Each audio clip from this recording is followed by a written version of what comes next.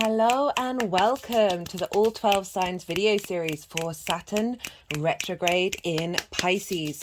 My name's Chloe. I work with card divination, astrology, and I channel energies through my body. This is just one of the ways that I channel. As you can see, my hands are moving around right now. This is independent of my conscious thought, bringing in energies from different dimensions to help us heal, help us clear stuck energy. My hands are over my heart chakra right now, and open up portals for messages to connect from our soul to our conscious mind. I like to bring all of these things together to help us have a wider understanding of what the energy, the astro weather is about, and what might be showing up, and then how we can work with it and make informed, autonomous decisions. I focus on the inner work in these readings. Because the inner work, i.e. you, is the most consistent thing across the board. And the more that we do our inner work, the more that we peel back our onion layers of trauma responses, limiting beliefs, the more we get to the core essence and roots of who we are, the foundational aspects of who we are, and our vibrational frequency shifts and changes in alignment with that, drawing towards us situations, maybe love relations, work relations that suit that frequency, and also help us be able to weather the storm when things turn up that we don't quite understand, we don't see the full picture. They might feel a bit difficult, and you're like, well, I don't understand. I've been practicing manifestation and all of that, and this is coming up, and this feels like it's a roadblock, but it's just part of the bigger tapestry. And the more that we understand ourselves and are at peace with just keep trying, keep doing what's right for you in the moment, the more we are able to weather any particular storm or difficulty that comes our way. If you wanted a more detailed reading with a specific question or a natal chart reading, do check out my description box with my email address shoot me a message, and I will get back to you letting you know what kind of things that I offer. I tend to cater them to the client and what the client needs. Right, so in these readings I will be reading, this is part 2, for Capricorn and Sagittarius. I've already done a Saturn in Pisces transit series already. I've put the link for the playlist in the description box. I go into a lot of detail about Saturn in Pisces, Saturn with Neptune in Pisces, lots of different things that will give you a bigger understanding, if you haven't checked that out, about what Saturn in Pisces means for us all collectively and on a personal level. I also have pulled, so one of the major aspects that Saturn has made to an outer planet is with Jupiter, and that was a sextile. And I've pulled cards for that in the summer solstice reading. In these readings, I'm pulling cards for what we've learned with Saturn in direct motion, what sort of energy we're going to encounter in the retrograde, and then how that energy is going to manifest moving forward. I recommend checking out, for those of you who know your time of birth, checking out your rising sign first. The rising sign falls in the first house. I use the whole house system. This is where each sign falls in the whole of a house. So look to the first house, look what sign that is, and that will be your rising sign. Whenever I talk about the astrology in each of the signs, it will be linked into those of you who have that as the rising sign. This doesn't invalidate looking up at other signs, sun, moon, Saturn, wherever Saturn is.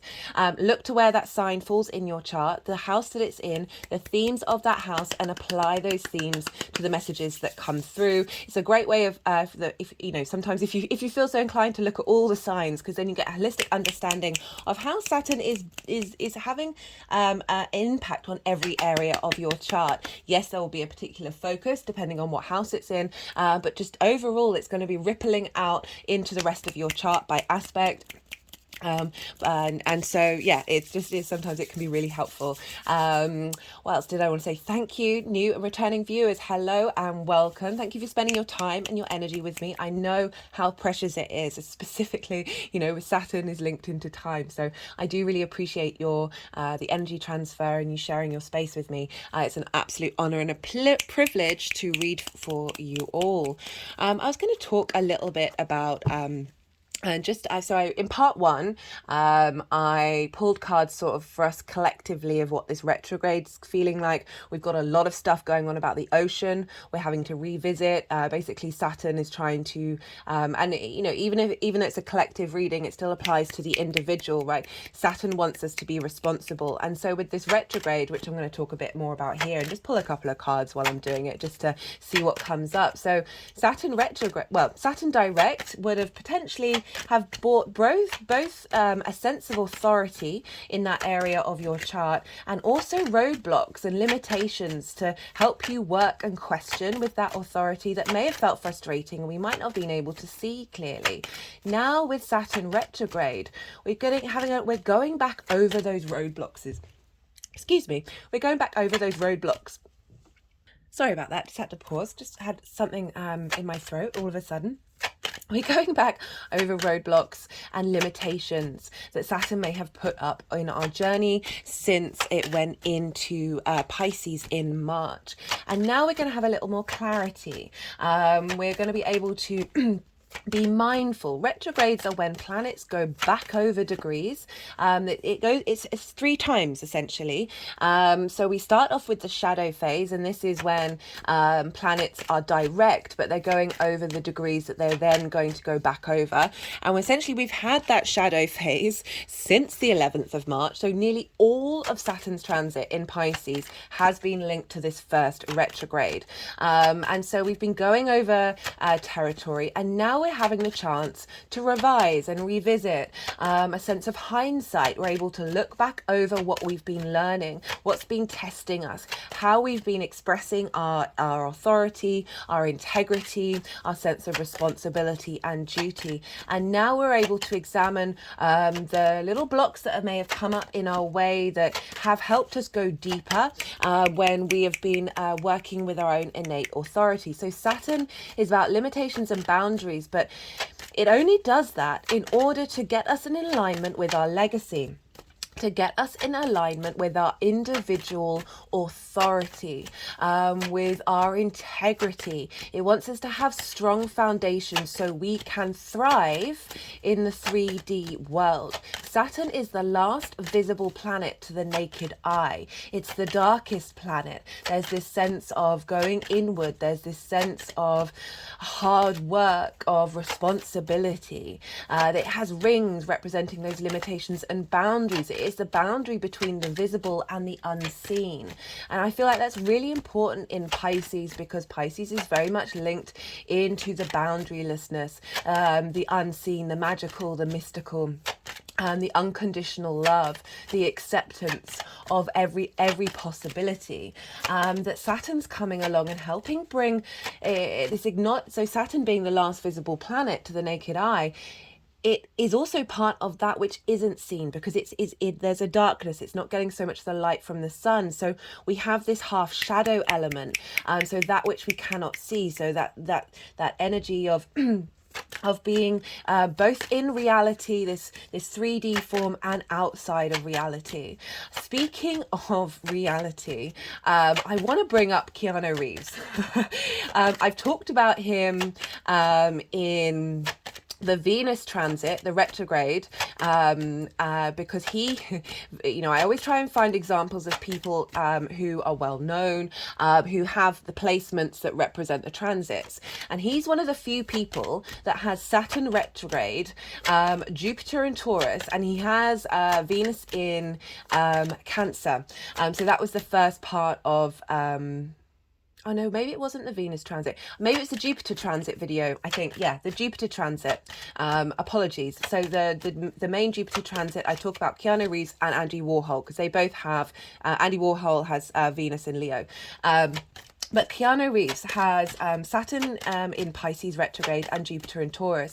So this is like a key theme of what's coming up with the combination of Jupiter being in Taurus and Saturn in retrograde. And I talk in more detail about him. He's obviously incredibly well known, but he's in the film The Matrix.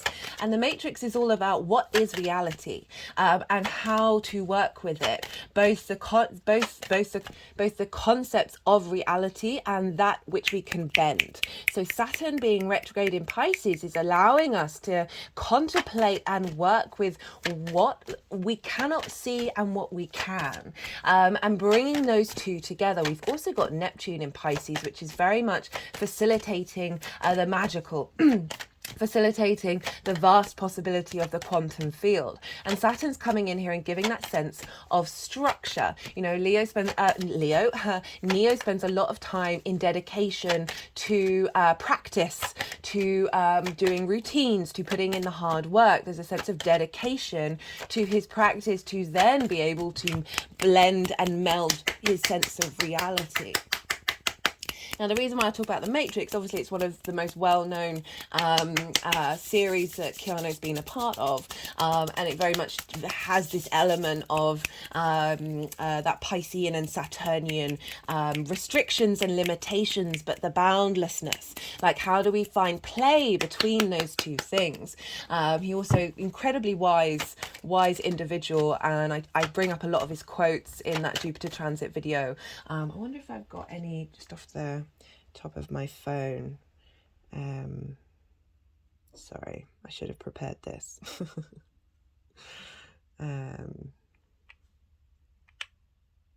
Just gonna pause and see if I can get this. Okay, I've just found one quote, which is not one that I used in a previous video, but I feel like it perfectly represents both Saturn being in Pisces and Jupiter. Energy can't be created or destroyed, and energy flows. It must be in a direction with some kind of internal, emotive, spiritual direction. It must have some effect somewhere. So it's that sense of mindfulness and responsibility, of duty and legacy. Yes, energy is constantly in flow and constantly changing and has vast possibilities, but there's this sense that we can tap into those possibilities while still having an innate integral direction. We don't necessarily have to know the details, but it's about being responsible to your internal integrity and how that is expressed in the way that you move through in the world, this 3D world. Arguably we cannot see energy, but it is all around us. I mean, it's a very catch-all term, but it's this vast expression of the matrix, this 3D physical world. Actually, no, the matrix is the illusion, and anyway, this is this 3D physical form of how do you walk your talk? You know, Pisces represents the feet. Very, you know, walk a mile in another person's shoes. It's very hard to actually be genuinely empathetic without judgment. And also this ability to find the utmost empathy and compassion for another person's journey. But, you know, also walking your own talk. You know, it's very hard you can have ideas, you can have opinions about things, but are you putting them into practice? Are you taking action with this? And Saturn is very much about you putting things into action based on your integrity. And the more that we start doing that, the more Saturn isn't quite as brutal as it could be if it's giving us life lessons of saying, hey, wake up. Are you committed to yourself? Hello, soul, wake up, wake up, wake up. Come on, see where you're at. What are you doing? Be mindful. Be respectful to yourself. By being respectful to yourself and appreciating how you want to move through the world and how you'd like the world to treat you, that you then do that to other people, that you then treat others with the utmost respect, regardless of whether you agree with what they're doing or not. You know, it's a sense of love and compassion and openness and honesty with how you are and who you are. Trying not to be a hypocrite. So, you know, judging people on the actions that they take and not being mindful of where it is in your life that you do that same thing. Finding the mirrors there, really going inward and testing your own foundations is what this Saturn's very good at. And this retrograde is helping us be mindful with that, helping us find the tools in order to be able to go inward and appreciate the lessons that we've been learning and bring it into really like ingraining it in an inner space. So then when it starts going direct again, with this command that we have, this inner responsibility to ourselves with that integrity, the more that then that ripples out in the world in the actions that we're taking. So Saturn is very much about hard work, very much about being patient, and it was traditionally an agricultural god, linked into the harvest, and it was also thought in Roman mythology that during Saturn's reign it was a golden time where no boundaries in the fields were needed, because people were integral with one another, people respected one another, people did right by one another. And Saturn really does want us to do that. And it will do that by sometimes really blowing up authority, particularly from the outside world. We've seen that with Saturn being in its own signs. But now we're in the sign of Pisces, which is ruled by Jupiter and exaltation of Venus. So we've got the two benefics really having an influence over Saturn that are making us be able to question our where we're at with wherever Pisces falls in our chart with a little more ease, a little more grace.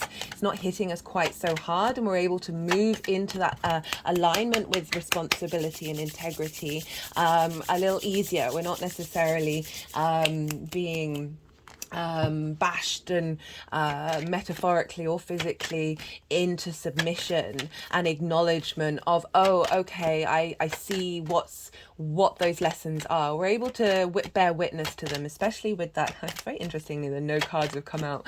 We're bearing witness to that in this retrograde of of how do we get in alignment? How do we get in alignment, especially with Pisces being the collective emotional unconscious? Very interestingly, this came up in the collective reading before. It is Page of Pentacles. Pages are very excited. You know, they've just first got a hold of the element, that they're very youthful energy that's linked into apprenticeships. This is earth energy. This is the 3D world. You know, Saturn is very much about reality as we see it, as well as you know, is also linked into sort of monasteries, of going into isolation, of spending time inward in order to contemplate time, cause and effect. You know, I was talking about the harvest, cause and effect, how we are able to bear witness to our responsibility in the actions that we take and the impact that they have in the world, as well as karma. So really, you know, pulling back the layers of different lifetimes and bringing that all together. So, you know, Saturn can also be incredibly, I was going to say mystical, but I want to find another word for that. There is a sense of acknowledgement of that which is outside of reality, and really being able to cultivate that integrity in your 3D world. You know, particularly with Jupiter, because Jupiter is about faith. Jupiter is about wisdom, of bringing these two together, of the wisdom and faith that you have, the sense of openness and abundance that Jupiter can bring, this elevation, with the responsibility and the duty to implement that in the 3D world. So the Page of Pentacles is this sort of heralding in a new way of working in the 3D world that isn't as heavy. You know, which is funny because Saturn does rule lead. There is a sense of weight and responsibility. It can be linked into sort of depression or this heaviness. I personally have Saturn square my moon, and I've been depressed for most of my life. And when I first got into astrology, and I was it's a common thing with Saturn square your moon of feeling that I came to realize that actually I was depressed because I was heartbroken by the lack of integrity in the big collective world, the lack of integrity of people around you. Like it's so, it takes a lot of practice, and it takes a lot of mindfulness to really not get distracted by social situations, collective dynamics, trauma responses, all of those things where you are confident enough in yourself that you're not getting swayed by other people, in order to be able to do what is right inherently within you. There's a sense of timing with Saturn. And with Saturn retrograde, we're going to realize the timing of what's happened to us over the last couple of months in this area of our chart. And there's, you know, it's linked back into patience, the harvest. Things take a while to grow and to cultivate. This isn't about rushing. This is about being kind to yourself with that level of patience. What was I going to say about that? So karma, reaping what you sow. the way out of karma, the way out of an eye for an eye. Oh, somebody did that to me, therefore I hope they get something back to them, or whatever it is. That sort of you can go into revenge mode, and the way out of that, you know, our trauma begets trauma, right? Which I know is a controversial thing to say. But we are creatures of habit. There's so much out there about how our formative years ingrain in our unconscious space, deep-rooted response mechanisms that then manifest in our later life that we're not even aware of. That situations can happen to us that then get repeated when we're older. That just taking a moment like especially in Pisces, of taking a moment to be empathetic with yourself and not judging your behavior or that of other people, and being compassionate and sending love, that we can forgive. The first step is to forgive ourselves, and then we're able, well, actually no, we probably find it a lot easier to forgive other people than it is to forgive ourselves. But rather than we're breaking cycles here. We're breaking cycles. Saturn is very much about cycles. It's very much about linear time, but that linear time frame is still in a spiral of going over and over and over the same territory until we learn to break out of that. And we're here to break those cycles, and Saturn helps put up limitations in the way of that, in order to help us truly go to the root and the foundations of what that means to us. And when we go to the root of it, we then it's not just about that particular nuanced situation, but it becomes a universal thing, right? Pisces is a collective energy, very universal. Like, the more that we work at the root of our emotional connection to situations, the more that then that isn't just specific to whatever's going on in your life right now, but going on in all the possible nuances, that we're able to tackle and break these cycles at a much more in-depth layer. And with this retrograde, we are clearing. So the direct motion is karmic contracts appearing, karmic, you know, those situations, those roadblocks, those boundaries popping up. And then with the retrograde, that's when we are unraveling them.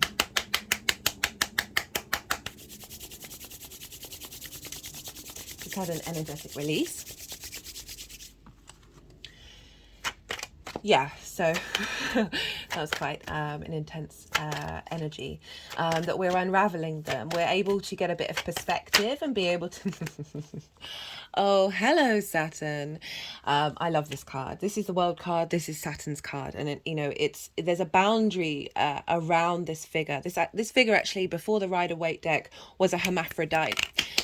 So both masculine and feminine energy, and this is acknowledgement of encompassing the whole within you, and the more that you know yourself, the more you know the truest depths of who you are, and the less boundaries we actually need, because we're more confident in who we are and able to express ourselves. The less we need to say no to things, it's not even phasing us. The less restrictions we need to put up. So Saturn will put up restrictions in order for you to understand yourself. I remember a lot of things that happened to me when Saturn was in Aquarius, where I thought I'd worked on something. I thought I was really confident with how I was engaging in a certain dynamic, and that wasn't the case.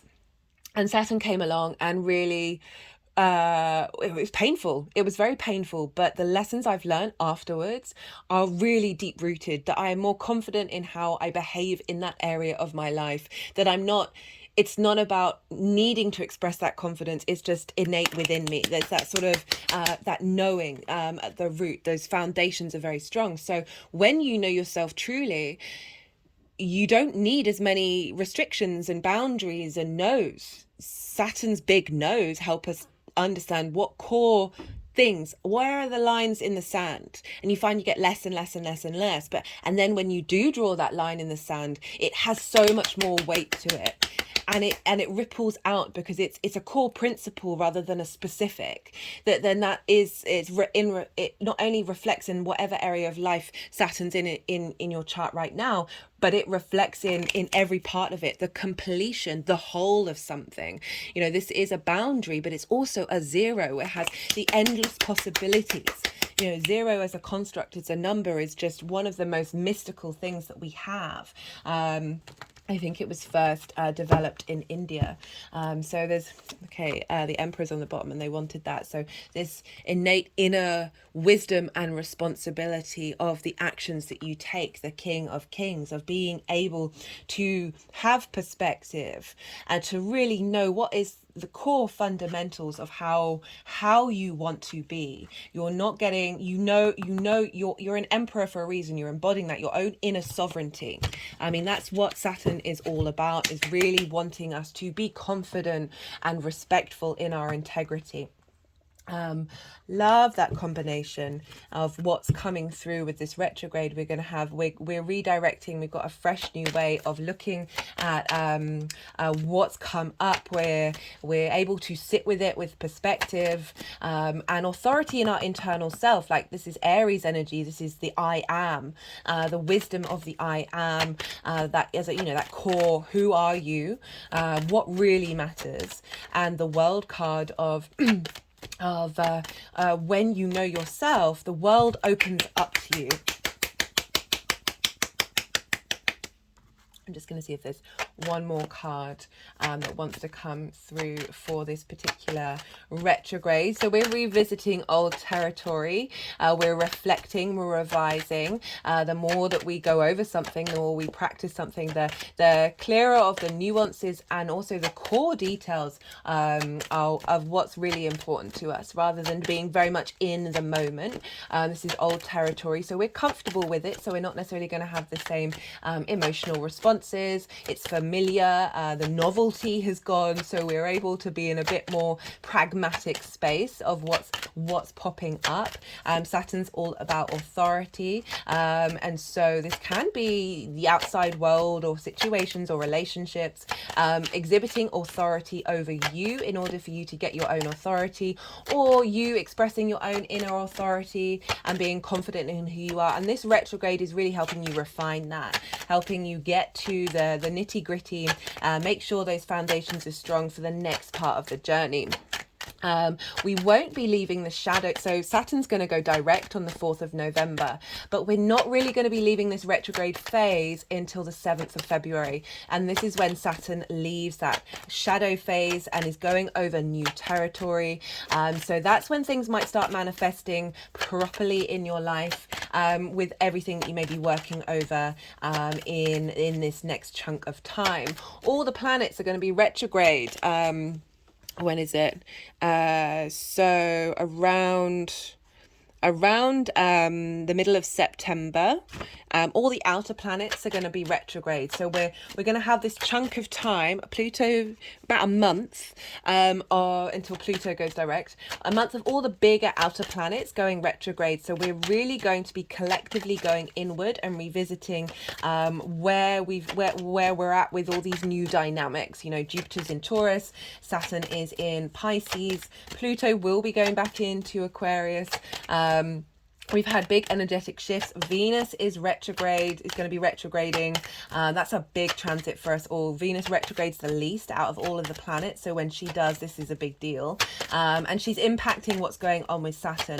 I'll talk about that in all of the signs. But essentially, Saturn is in Pisces, ruled by Jupiter. Jupiter is in Taurus, ruled by Venus. And Venus is over in Leo, ruled by the Sun. But she's going to be there for about 4 months. So we've got the Sun, this sort of vision, this center part, the heart space, really having an impact on how we physically feel, where the wisdom we get in our physical senses, Taurus, that sense of stability, safety, security. And that's feeding in creatively by sextile into Saturn in Pisces, and essentially and generally Pisces ruled by Jupiter, and Venus is in her exaltation there. Essentially means she's got a massive temple of devotion and dedication. So she's, both Venus and Jupiter are impacting Saturn in Pisces,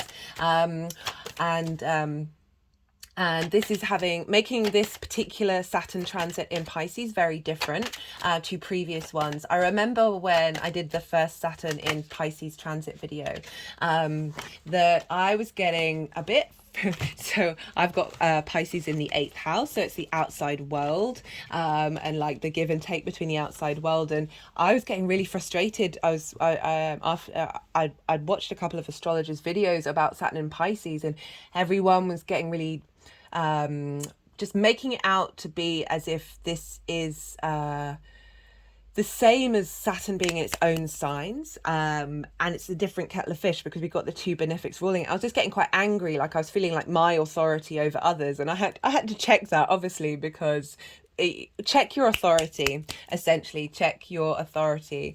But I just found it funny that was what kicked off, was the Saturn transit video that I did of working out your own authority in relation to other people's. The final card we've got for this retrograde phase is the 8 of Cups. This is about leaving a situation that is comfortable. So that can be a relationship, a job that ticks all the boxes, a living situation that is the perfect house, but there's something not right. You know deep within you that something isn't working. There's a level of masking that's going on. Even though it is a comfortable situation, it's an easy situation. It's also linked into habits. So a lot of our habits, our limiting beliefs, they come from our formative years. These are unconscious modes that potentially self-destructive or neglect or mirror neglect, right? But they're comfortable because that's what we're familiar with. That's what our unconscious space is very is used to. So it's not necessarily about comfort, but familiarity. And this is about leaving that and going on a journey that may be difficult, but there's courage here. So we've got the red, and going to climb the mountain at the higher perspective. Go and get a perspective of what it is that you need on an emotional level, that is going to serve you in the long term. Saturn, very much about legacy, in lots of charts that I look into.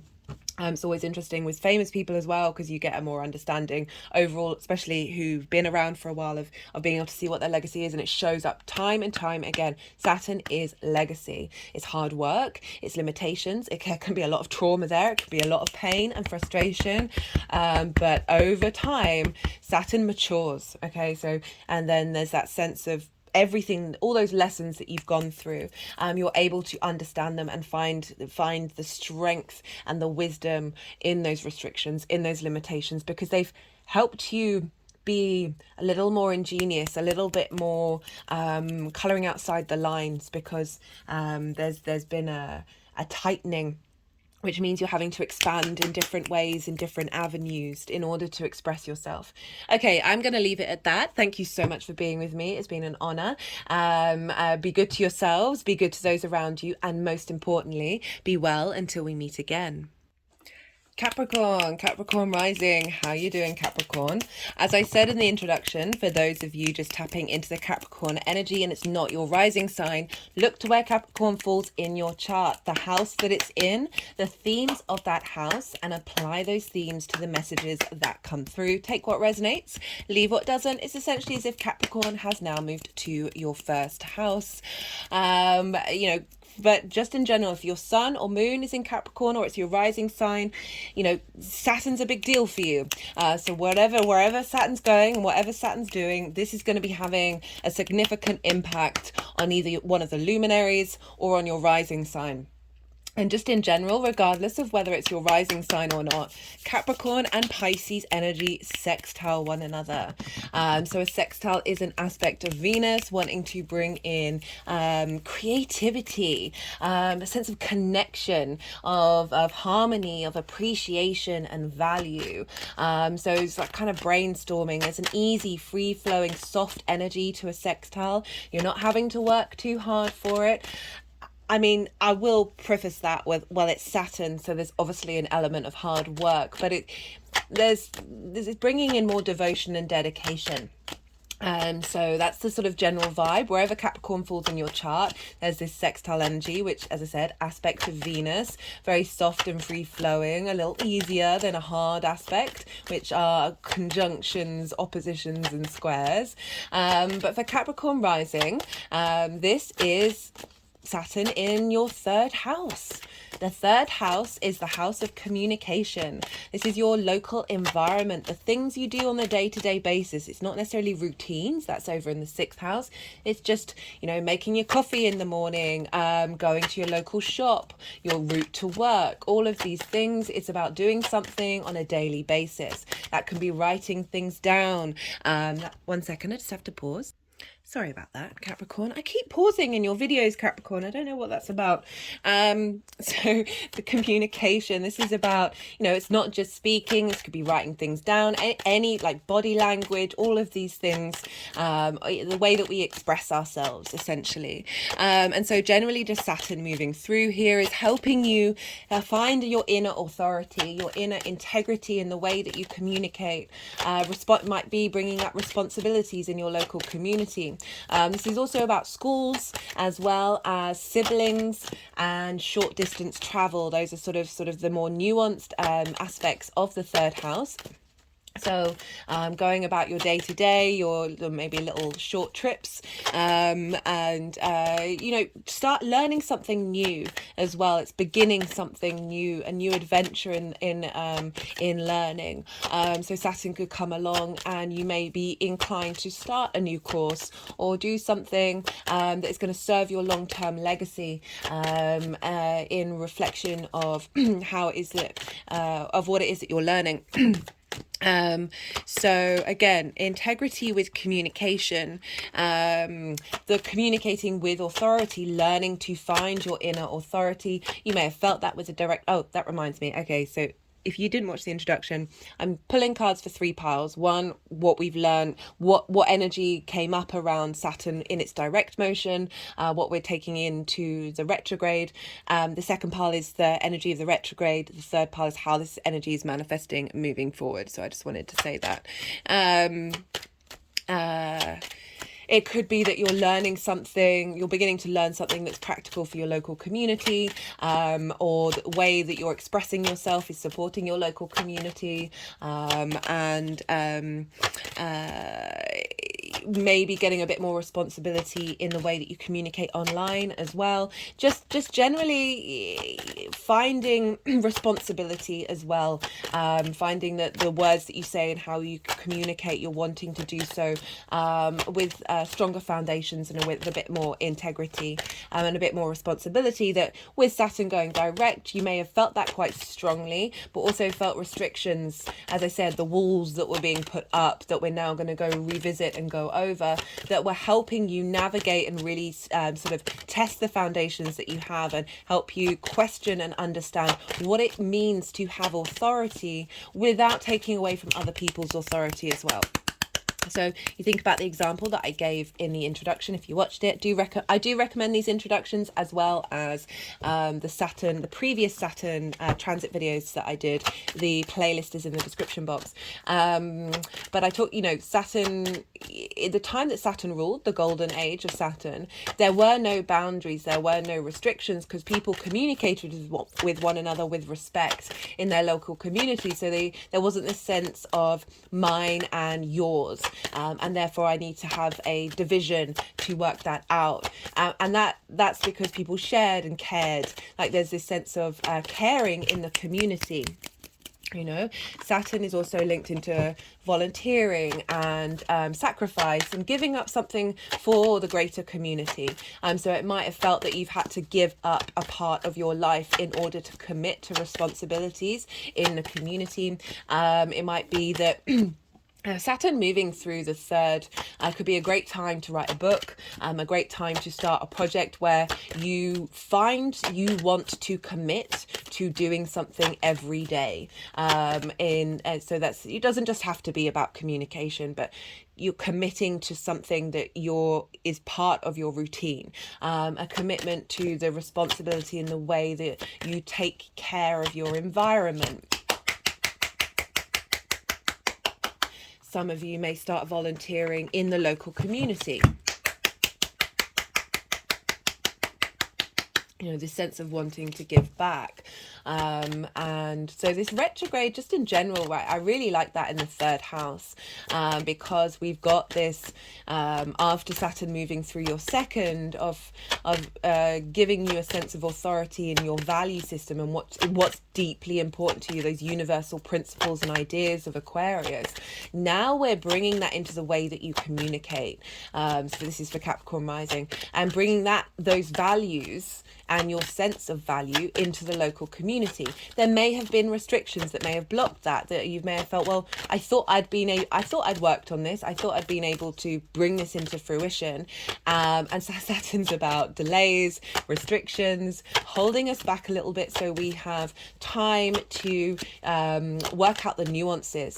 And even more so with this retrograde, where we're going over that old territory of, we may have thought that the way that we were expressing ourselves had a sense of integrity, but there may be some little nuances that we need to work on, a little you know, or a project that you've been working on every day. You know, as I said, it doesn't have to be like, I gave the example of writing a book, but it doesn't just have to be that. Just any project that you've been committing to on a day-to-day basis. Now this is sort of the revisiting, the sort of the editing phase that may be relevant for some of you. But just in general, like the sense of authority that you're going to get after this Saturn transit, in the way that you express yourselves, the integrity behind it. So now we're sort of, with this retrograde, really working on that and reflecting on that.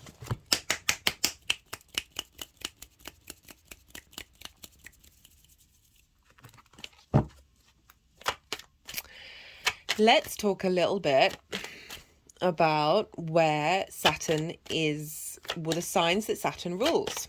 You know, as I said, Capricorn energy, you are ruled by Saturn. So what's going on with Saturn is having an impact on you, and always will do. So there is a sense of innate integrity and longevity and realizing cause and effect inherent already in the way that you embody yourself, because if you have Capricorn as a rising sign. So Saturn's going to be impacting Capricorn and Aquarius, because these are the two signs that it rules. And not only that, but themes of those houses are going to come up in Saturn's transits. So I already talked about Aquarius, and so we've got the first and the second house for you, Capricorn. The first house, how you embody yourself in your how you embody your sun or your moon in your actions and your deeds. It's very much your character, your body, your appearance, your vitality. It is you. So we've got this lovely sextile, which I forgot to mention. Well, no, I didn't forget to mention. Forgot to bring in. We've got this sextile between Pisces energy and Capricorn energy. And for Capricorn rising, this is getting creative with how you embody your communication.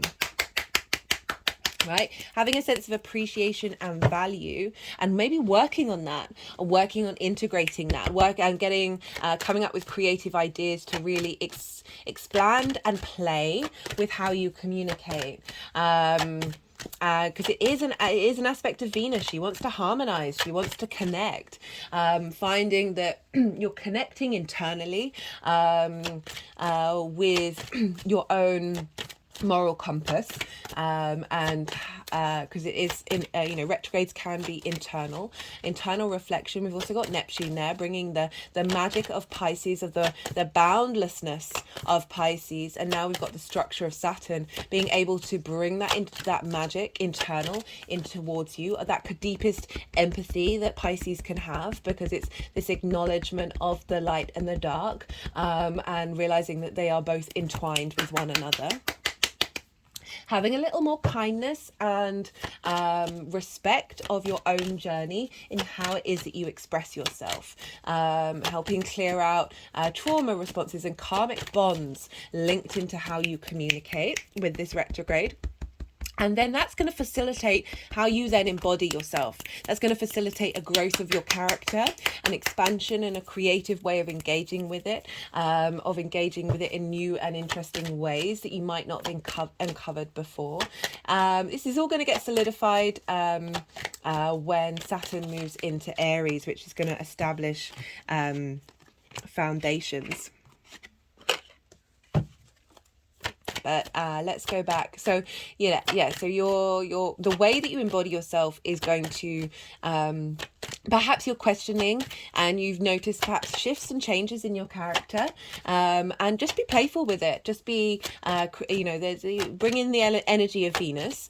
Venus is quite loud in this particular transit, which I'll talk about later, and yeah, be compassionate and open to possibilities while still always like drawing down to the root and fundamentals of your own inner integrity. But that doesn't have to limit you in how you express yourself.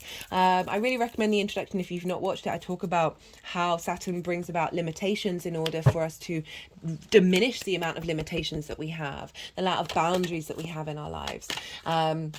Also, it's going to be impacting Aquarius, which is for you in your second house, Capricorn rising. This is how you value yourself. This is the resources that you have, the tools that you have in which to make money, how you manifest, and the things that you care about. So Saturn's already been through there. So we're now getting an added flavor of how that value system is being brought into the local community, as well as the reflection of your expression of authority and responsibility in your day-to-day, and how that is reinforcing you valuing yourself in a very integral way. Just had an energetic release.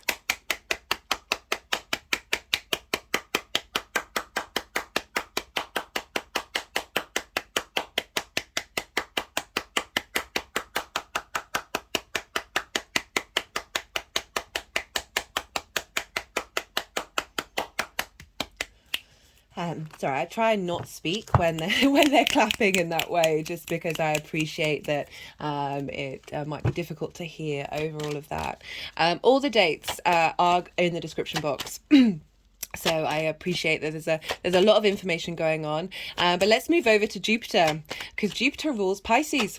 So wherever Jupiter is having an impact on Pisces, and Jupiter for you is over in your fifth house of creative energy, your creative life force. I've done a Jupiter transit video if you want to check that out. That's a longer year transit. I've only done up to when Jupiter then goes retrograde. And this combination of Jupiter and Saturn, very important, very facilitating, very supportive. I've pulled cards for the sextile that they made, and that we're feeling, we're embodying in the summer solstice series. So do check that out for sort of a more precise energy of what that sextile feels like, because I'm just pulling generally. I'm not pulling for aspects in these videos. But anyway, Jupiter in Taurus, trining your Capricorn energy. So you've got sextiles and trines. This is beautiful. Not only have we got a sextile to Capricorn from Pisces, we've got a sextile to Pisces and Taurus, and then a trine. Trines are an aspect of Jupiter wanting to bring wisdom, elevation, cohesion, a sense of, and through that inner wisdom, that's when things feel like they're expanding. That's when it feels like opportunities are turning up, just because there's that free flowing energy between your Capricorn energy and the Taurus energy. So we've got a lot of these are soft aspects, so you're not having to work too hard. Things are coming quite naturally, of you finding inner wisdom about your creation energy. The fifth house is also about romance and pleasure, and things that give you a spring in your step, the things that is called the house of joy. This is about things you do creatively. It's also linked into children, because they come from our creation life force. So it's essentially our creative life force here, and Jupiter's moving through there. So you're feeling expansive in understanding the wisdom of that creation force that you have within you, and that can manifest in any different way. Creative energy is just coloring outside the lines. It's not doing something by rote by over and over again in the same way. That has its place, but it's, often having that in place, we can then get creative. It's not just linked into arts or music or any of those things. It's also the house where we get a spring in your step. So you've got this support of bringing your creation energy. So Jupiter's impacting what's going on with Saturn into this responsibility. So they're both long-term planets. They're facilitating our journey in the long term and our legacy. Jupiter's bringing wisdom into our integrity, into that responsibility that we have. And all of that's feeding into your first house of then how you embody it. Love this for you, Capricorn.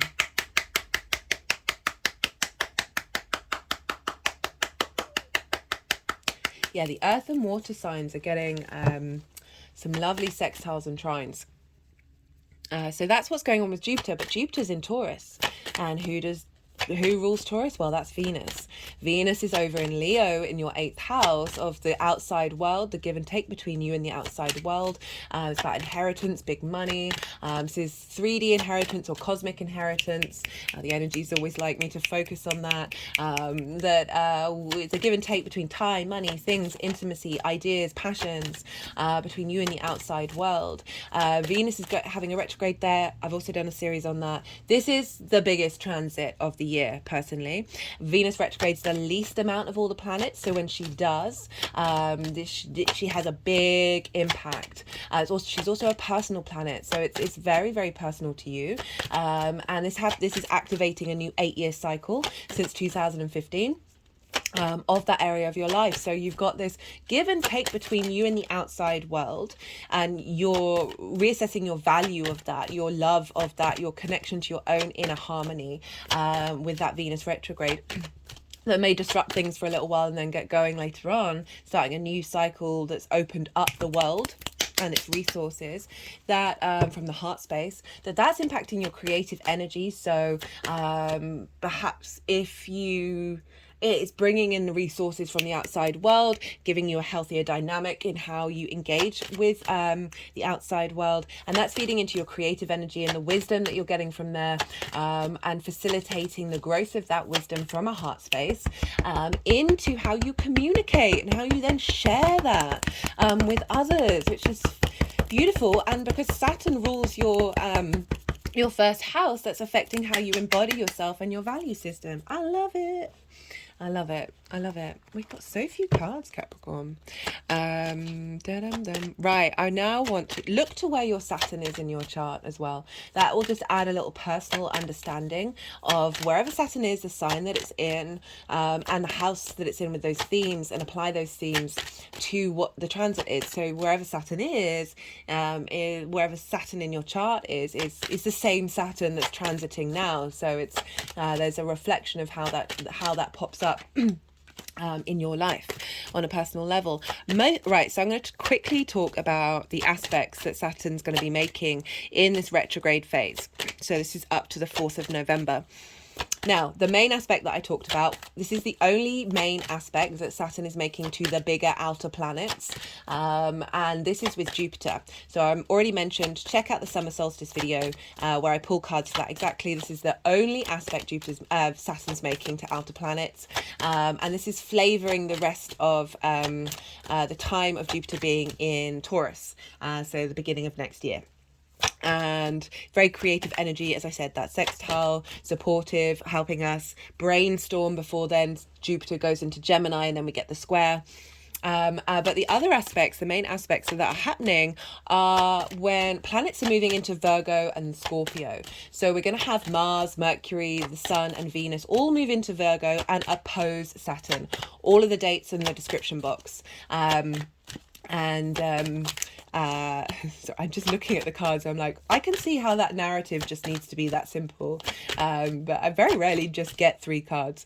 Right, so we've got an opposition in Virgo. Where is Virgo for Capricorn rising? Well, that's another earth sign. That is over. So you're getting trines all over the place.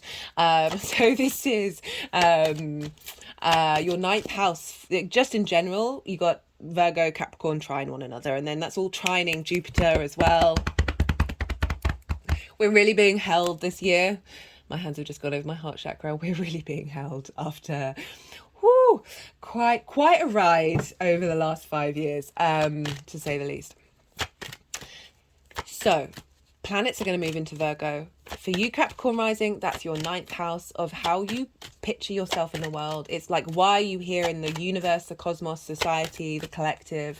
It's those big questions. It's all about perspectives, your morals, your ethics, your philosophies, your connection to book religion, your connection to spirituality, your connection to the adoration of nature or the adoration of and honor of science, or atheism. However, whatever calls to you that feels like it's bigger than you, but you are actually a part of. And so the 9th house is all about perspectives. It's traditionally the house of the gods, and the third house, where we've got this transit with Saturn, is the house of the goddess.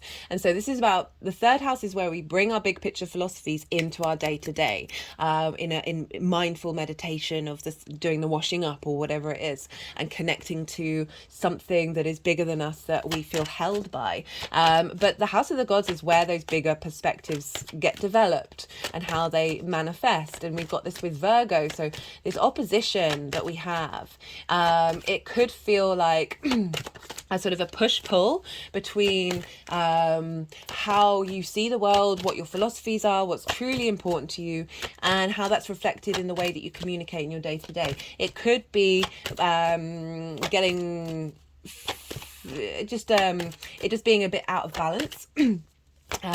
Or I mean, I'm not really getting that with any of these readings where it's going to be like fully big opposition, out of balance. I feel like there's a real piece of understanding of the bigger picture with Saturn being in Pisces. So I've currently got Saturn's opposite my sun, so I have my sun in Virgo, and there has been a sense of understanding my own authority, allowing myself to question that, as well as not necessarily being as visible to the outside world, the people around me. It's a different dynamic, but it's also an acknowledgement of hard work and putting in hard work. So having those having those personal planets move through Virgo can be bringing those planets into balance, being able to find motivation to bring your big picture philosophies into practice in the way that you communicate, or having the motivation behind, with Mars, I'm thinking, the motivation behind those philosophies, questioning those motivations, and by doing so you're really refining them. So there's the balance between oppositions of how they're both two sides of the same coin. And when we work on one, we work on the other. Mercury and the Sun and Venus, all of these personal planets, it's either going to help, or it could be both and everything all at once. Things that support you in the immediate future to facilitate Saturn's journey, or things come up that feel like they're opposing one another, but they're actually being able to through that opposition, through that questioning that comes up of the self and the other, which is the opposition of you aren't me, but something that is separate from you, you then find the mirrors in it. It's where we then discover ourselves with oppositions of how we see ourselves in others and how others see themselves in us. And this sort of mirroring that we get, that it's all going to be, it's also, the ninth house is about foreign travel, as well as mastering something. So you know, the sort of opposites of the two coins of, it's all about perspective. And then the third house is how do we bring that perspective and express it? So situations are going to come up. It could be that you want to go to somewhere that you're unfamiliar with and immerse yourself in that perspective, or through completion of learning something and mastering something, you're then able to communicate that with responsibility and respect and integrity, or just a real reassessment, a questioning, and then understanding your motivations. You know, Virgo, Mercury's going to retrograde there in, I can't remember the exact date. Mercury's going to retrograde there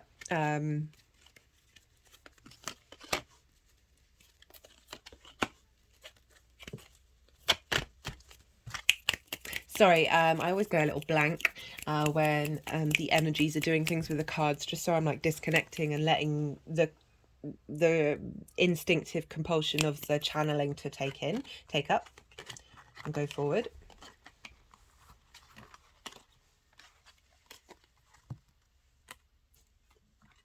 What was it? Yeah. And then we'll get, sorry, it's difficult for me to channel in this way when they're moving cards around, think and talk at the same time.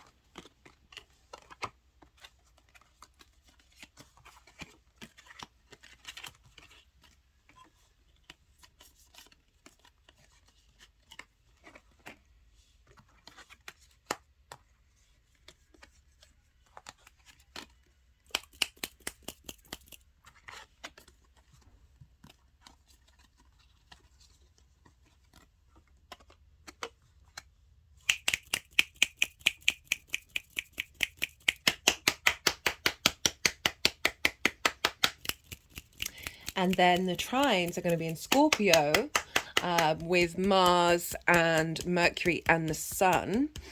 And this is, again, sextiling your Capricorn energy, trining Saturn. So you're really getting this beautiful set of sextiles and trines, very supportive energy of your hopes and your dreams, your friends, groups and alliances, and reaping the benefits of your 10th house.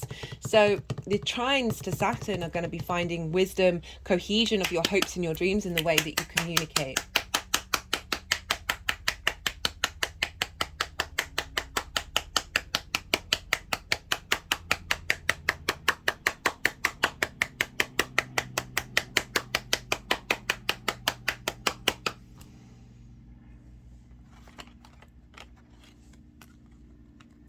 Okay, so we've got 4.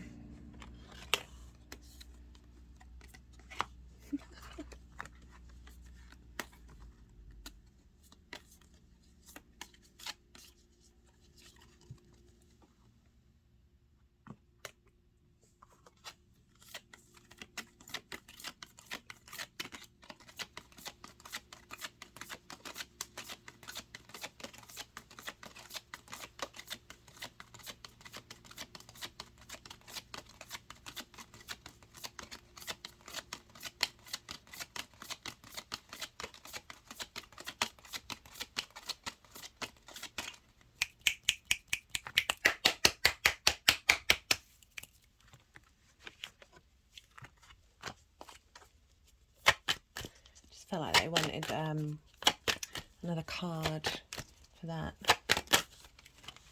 Okay.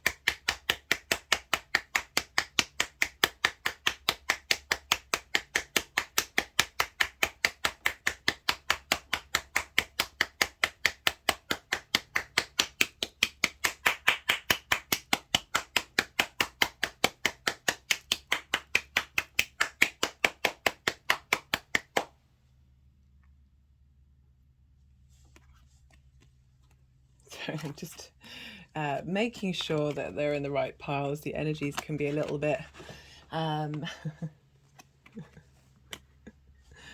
they are what they are.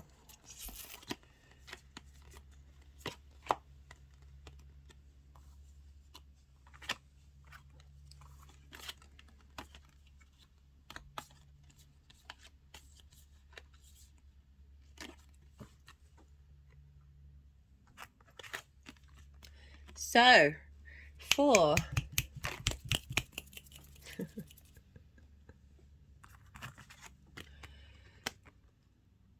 For the energy of, I should just let them do what they need to do.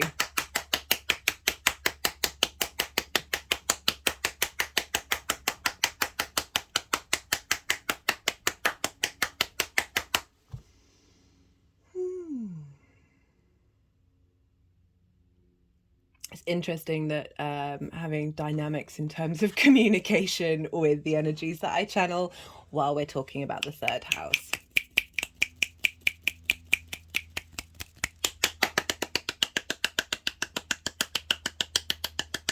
Because I don't currently get messages in my mind about when or where or how. It's very much impulse control, impulse guided in my physical body. So it's I have to really sort of disconnect and allow my body to do what it needs to do, and it's very hard to distinguish when they want to stop, if they ever want to stop, because sometimes I've had sessions where I've gone on for hours and they keep going, and it's endless because the sometimes getting them to understand time and space and that I am in this 3D reality is certainly a challenge.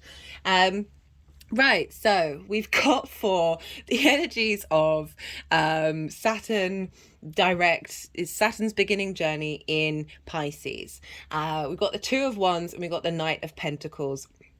And there's a slowness to this energy. It's a, which I'm not surprised because you're an earth rising sign, and we're dealing with water of Pisces, and this is yin, night in nature. They are bound by gravity. There is a slowness, there is a weight to it. There's a great resource and power in being able to take your time rather than the go of fire and air that is can be, you know, an element of frivolousness, with this commitment with water and earth. We've got the Two of Wands. So the Two of Wands is there's a restlessness to the Two of Wands, but this is about long-term manifestation, and this is about getting the lay of the land before going on a new journey. If you look here, this figure has got the world in their hand. They're exploring and revisiting and going over in order to, they've got the higher ground in order to then go on that journey. But it's still in that process of getting the lay of the land. So it's that practice, it's that going over, it's questioning things, it's questioning where you're at, of feeling, you know, if you think about Saturn, you know, you can get a big sense of authority. You can be the one embodying that Saturnian authority of feeling like you have the capacity to hold the whole world in your hand, that it's within you in the way that you express yourself. But this is asking you to take your time with it, to not necessarily rush out and declare that you've got the whole world in your hand, but really take time to work on it and study it. And the more that we do, the more we understand it, we get to know the nuances and details of your passions, of your the way that you are motivated to express yourself as well. We've got this with the Knight of Pentacles. Again, slow energy, slow and steady wins the race. It is the biggest and the slowest horse of the Knights, but it's huge. Look at the size of it. You're going to get where you need to go. It might be not as fast as the Knight of Swords, which is rushing at the speed of light, but you're going to get there, and you're not going to be exhausted. You're not going to be burnt out in the process, and you will have learnt a lot on your journey. You can see here there are oak leaves. This is about wisdom and strength, and there's a sense of responsibility, of duty, of, you know, we see here the field has been ploughed but seeds haven't been planted. You have been looking to see what in this new part of your cycle, what seeds are you planting to dedicate and commit yourself to the way that you express yourself, to the way that you communicate, to the things that you do on a day-to-day basis, to the community that you're a part of, and really find there's integrity here. There's also knowing of the slowness, of the stillness, and in that space the magic happens. So you may have instigated and started something, this building, this cultivating, during this period. That it's definitely long term. Whatever's going on is definitely long term. We have, for the retrograde itself, we've got 2 8s, a 6, and the World card. The World card is the Saturn card. This combination for me, immediately what's jumping out is clearing karmic ties in the way that you communicate. We've got the 8 of Swords. It's very much being trapped in a cage of your own making. This is about illusion. This is about Maya. This is about a distortion of reality that you are restricted by. And so the reason why I'm bringing in the karma is not only because we've got the World card, which is Saturn, we've got the 6 of Cups, and this is being able to look to the past sweetly, and see the abundance in the past. Like that there's 6 is a very protective energy, that there is something coming in that is clearing away this limitation. that it is then turning this energy into something fruitful rather than something that restricts you and confines you. Confines and limitations, very much this energy is a very familiar thing with Saturn. Saturn can be the school of hard knocks, but it does so in order to sort of get you to a space where you're no longer fazed by that, because we currently live in a world that is, yeah, anyway. That also doesn't have to be a reality. We've got Saturn, we've got the world in reverse. So this is, again, like reaffirming this inner unraveling of limitations. With the eight of wands, this is fast moving. This is allow what's going on to happen. It's not necessarily about questioning it too much, but just being in your flow of this journey of release, of these limitations. The limitations are being pulled back. For some of you, this might be being able to connect to past lives, because it's communication, right? So being able to connect to the dead, connect to past lives, galactic energy, connect to something that is sort of, this is sort of a revealing of gifts of your ability to communicate with that which might have been limited before. Being able to give a voice to things that may have been blocked. And in that case, there's a sense of gratitude. There's a gift coming of thanks and honoration. You know, Saturn is cause and effect. It is karma. It is, the cycles can be very much linked into, you know, the grandparents. That sense of longevity, of realizing the cycles of time, and the commitment to allowing that to express itself. And we're dealing with Pisces here, very magical energy, being able to tap into the collective emotional unconscious, helping heal those limitations in the way that we communicate. We're very much dealing, like, even on your own inner journey, you are facilitating the collective as well.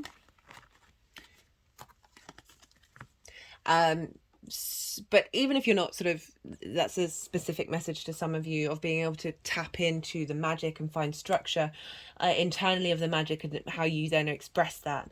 That this sort of like the inner world is open up to you, and that inner world is Piscean in nature, so it is boundlessness.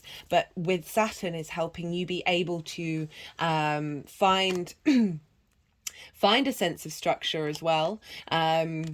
You know, with the Eight of Swords, there is that there's a boundary, but it's open.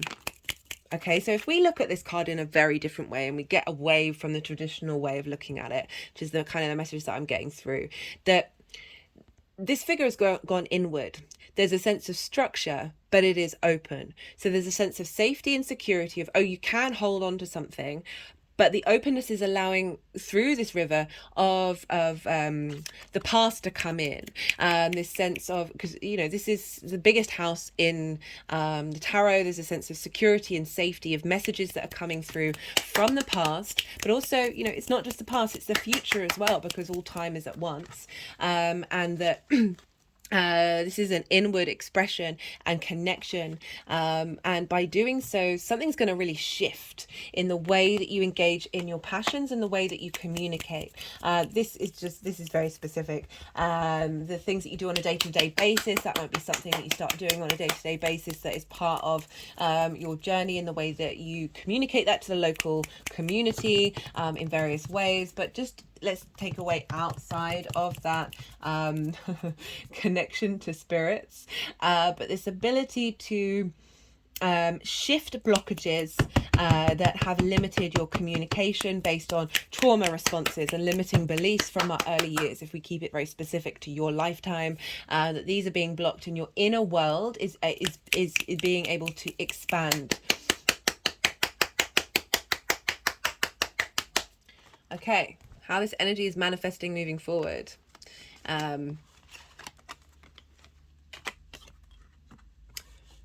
We have the Page of Wands.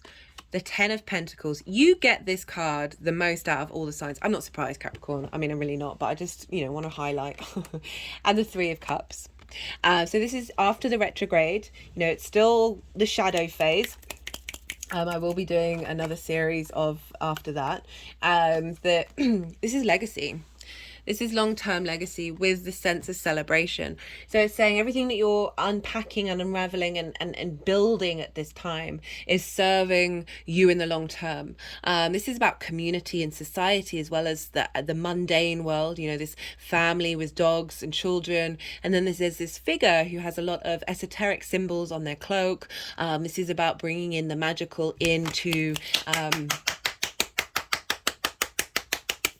I'm just getting that this is specific. I mean, so a lot of you may resonate with this. I just don't want to limit it, but I am getting that it's like your intuition is talking to the collective, right? It's not just like dead ancestors, but that's part of it. But it's that collective unconscious space that you may start channeling in ways that you don't even know that you're connecting to that, and that you're providing support in the way that you communicate to the people in your local environment, that is facilitating their own Saturnian journey or their own integrity, helping break down barriers for them, just in the way you may say a phrase or a sentence that really resonates with somebody.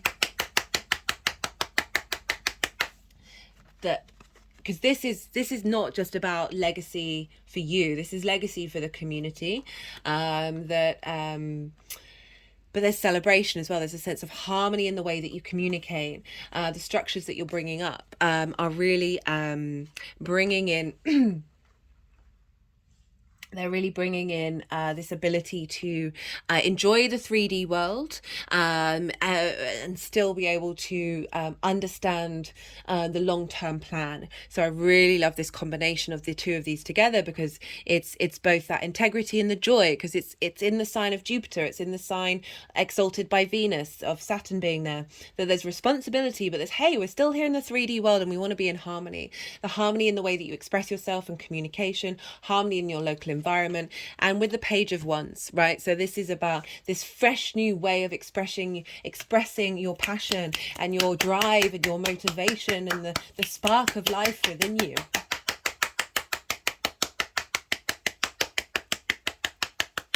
There's an element of being celebrated by your local community as well, with that 3 of Cups. But I do love the Page of Wands as saying, hey, we're on top of this legacy and this structure and integrity of Saturn. We've got this freshness of the Page of Wands, of now we're looking at our passions and our drives and our creative energy with and the way that we communicate in that creative way, with a freshness, with just a new sort of excitement of expressing yourself and talking. Pages herald messages. Okay, so if I'm traveling on that same theme of channeling, being able to channel with that Piscean energy of the collective, that you are, the way that you're through that channeling, you're bringing messages that facilitate and support people's spark of spirit, people's passions, people's creativity, being able to unlock that and bring that into harmony. Woo! Okay, right, I'm going to pull some clarification cards. All the decks are in the description box. This is the numerology deck. Let's see what wants to come through for Capricorn.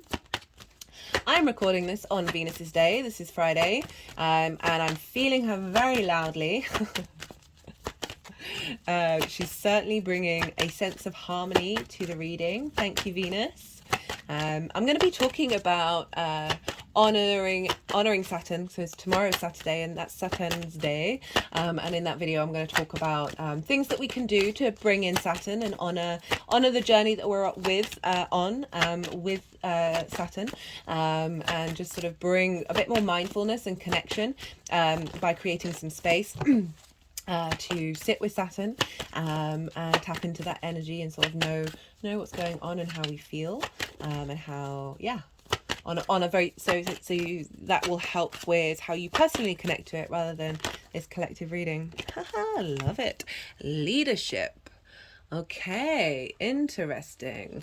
You're going to be able to express and communicate in a way that exhibits a sense of leadership, a sense of command or of authority, in a way that is facilitating not only you. Hello, Portal, my favorite card of this deck. This is the First Light Tarot. This is mixture of major arcana, question cards, statement cards, and keyword cards. This is Portal, passageways. It's a 6. You know, it's that protection energy. You're going through a portal, and coming out the other side, like coming out the other side of being in your command, of being in a sense of strength in the way that you communicate. And not only that, but it's supporting those around you.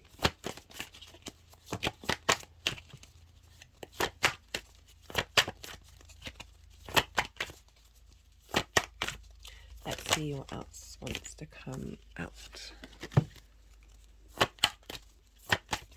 So I just got the past card, and I think it's sort of reconfirming that 6 of Cups of messages coming through from the past. Oh, hello Venus.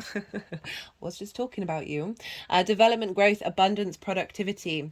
So really dedicate the dedication, this sense of inner abundance in the way that you communicate. It's very fertile energy, the enjoyment of the 3D realm, of helping people in the way that you communicate enjoy the reality that they're in. It's not about sacrificing. It's not about not wanting to strive for more, but certainly being more at peace with your day to day. Also feeling that your day to day is very fertile, and there are lots of opportunities are coming up in your local community that is supporting growth and expansion. One more card for Capricorn. Like a sense of dedication, devotion with the Empress. It is Venus's card.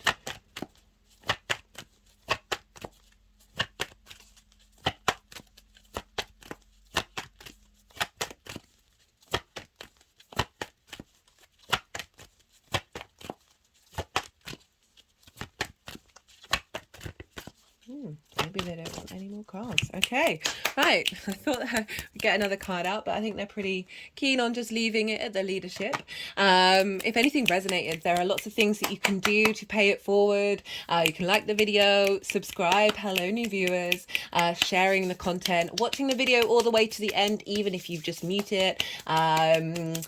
Watching more than one video in the row, leaving a comment, even if it's just an emoji. All of these things push the algorithm. We're a growing channel. If this resonated and you know it's you feel like it's added something to your life and you'd like that to be out there in the world for more people to access it, those are the things that you can do, and I really appreciate it. On a personal note, I love to hear from you about the astro weather and how this is turning up in your life.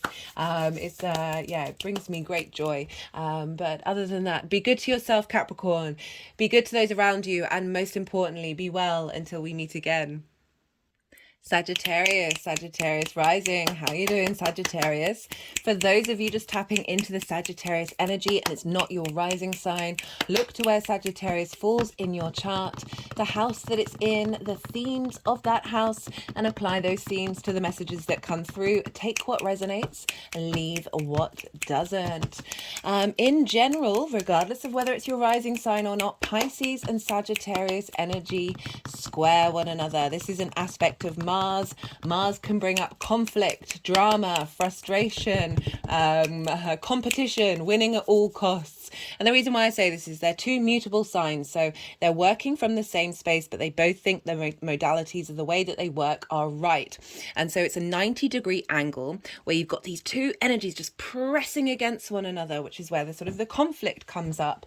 But the flip side of Mars energy is, okay, before I go on to that, if these things come up, they're here to help test you and help figure out, okay, what's truly important? What do I want to go to battle over? Where do I want to prioritize that drama? Is that drama important in your life?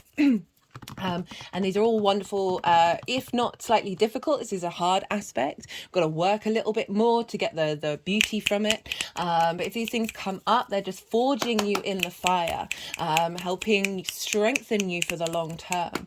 The other side of a square is friction.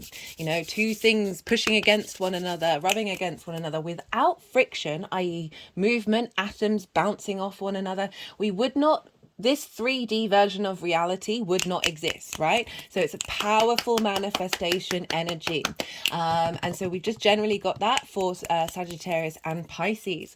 But for Pisces, Sagittarius rising, Pisces for you is in your 4th house. This is the house of roots and foundations, your ancestors, your lineage, your parents, the roof over your head, and the things that you do in private. It is the darkest part of the chart.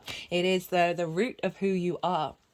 And so Saturn moving through there. If you've not checked out the first Saturn transit video where it was direct, that's where I break into a lot more detail of Saturn, Pisces, the fact that Saturn and Neptune are in the same sign as one another, all of those things.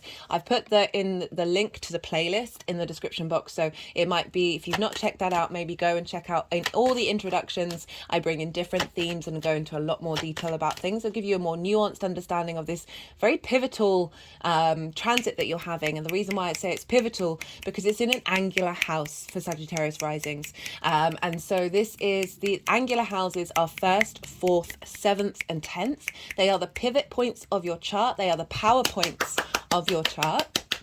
And things tend to, these are the core fundamentals: yourself, your roots, the other, and your life purpose, which is the 10th house. So these have an impact on all the other areas of our chart, and they can show up a little louder because they are working with hard aspects as well.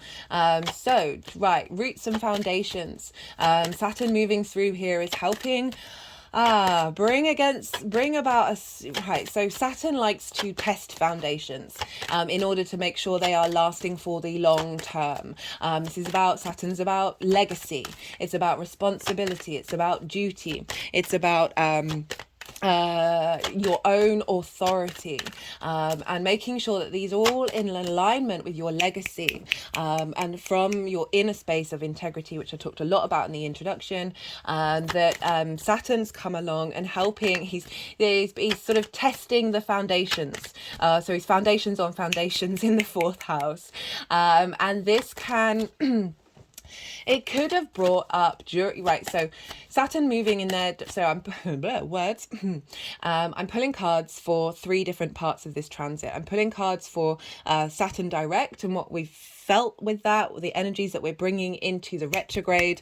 The retrograde pile is what's coming up during that time, and then the 3rd pile is sort of how this is being moved forward with everything that we've learned from that retrograde. So what was I saying? Right, Saturn moving through here is helping you just to have a little more authority in the roots of who you are. There's a little more confidence here, right? So the foundations may be stress test during this time, but in order to then really make sure that those foundations are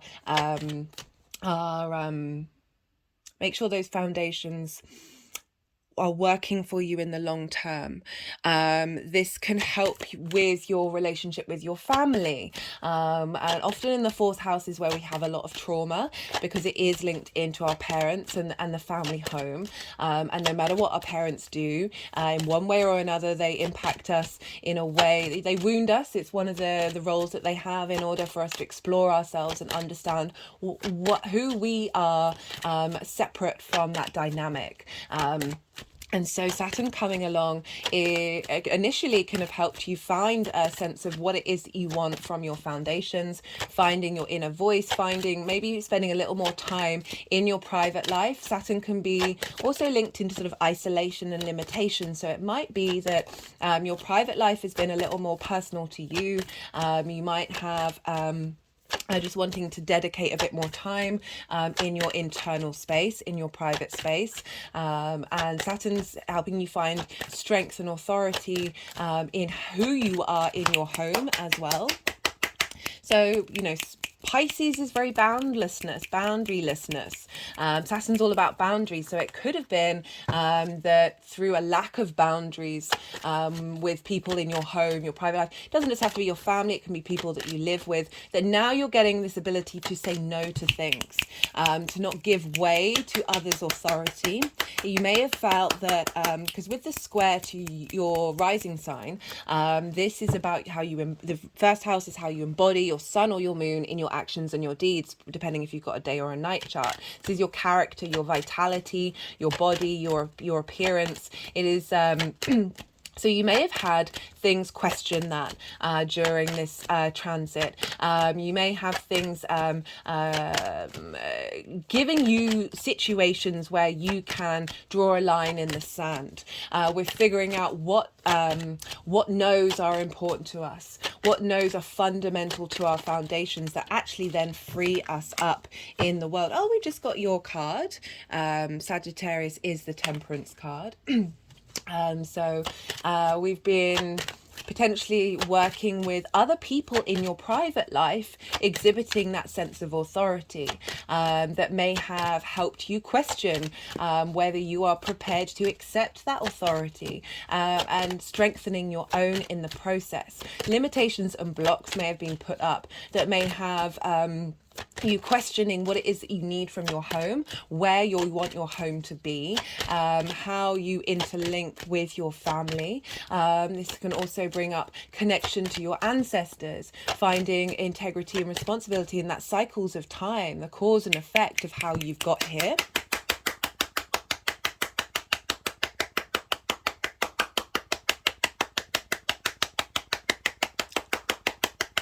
The fourth house has a lot of karma in it. Things may have come up that may be blocks that so when Saturn retrogrades, this is helping clear those blocks.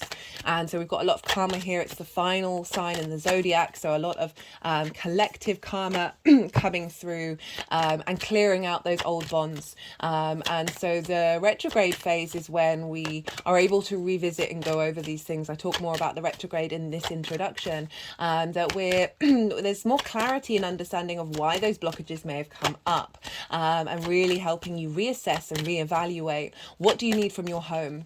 What do you need from your private space? How do we bring this sense of duty to respecting and honoring your foundations, honoring the dead, honoring your lineage, honoring your past lives?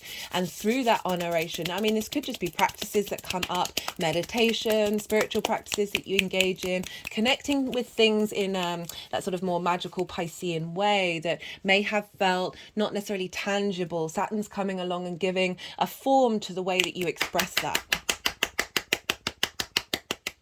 Connecting to your roots, connecting to your foundations, engaging with ancestral work. You're dealing with the collective unconscious here, so there's a lot of you're very spiritually connected to that creation energy, that unconditional love, this sense of black and white both being parts, that mutable energy, that duality of being able to adapt and change, and be, Pisces rules the feet, and this is, not only walking your talk, as in walking your integrity, but also being able to understand other people's situations, the sense of walking a mile in another person's shoes. And so, having Pisces in the fourth, it can mean that you have a deep amount of empathy in your home environments, that you're then able, with Saturn moving through here, of bringing that empathy in yourself, and being able to embody that at a fundamental level, clearing out blocked trauma linked into your parents and your relationship with your parents. Perhaps there may have been not many boundaries, and therefore like a blurring of the lines of who are you and who are your parents. Saturn coming along, and this retrograde is revisiting, okay, who are you? What are the roots and foundations of you that is both connected to all of those things, but the individual within it?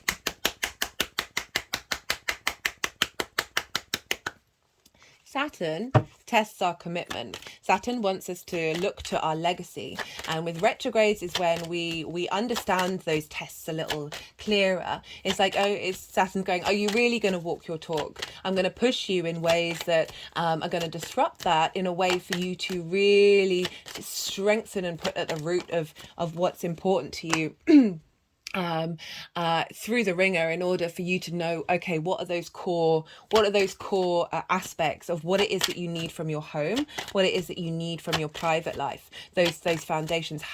What do you need in order to feel secure, in order to feel protected, in order to feel safe? You know, having a roof over your head. It doesn't have to mean that you have a physical structure. This can be that sense of inner security that Saturn is now cultivating, that sense of inner authority that you have at the roots of your foundations. That means you don't get knocked off your perch by situations or people that come along and push your boundaries. You're confident in your boundaries.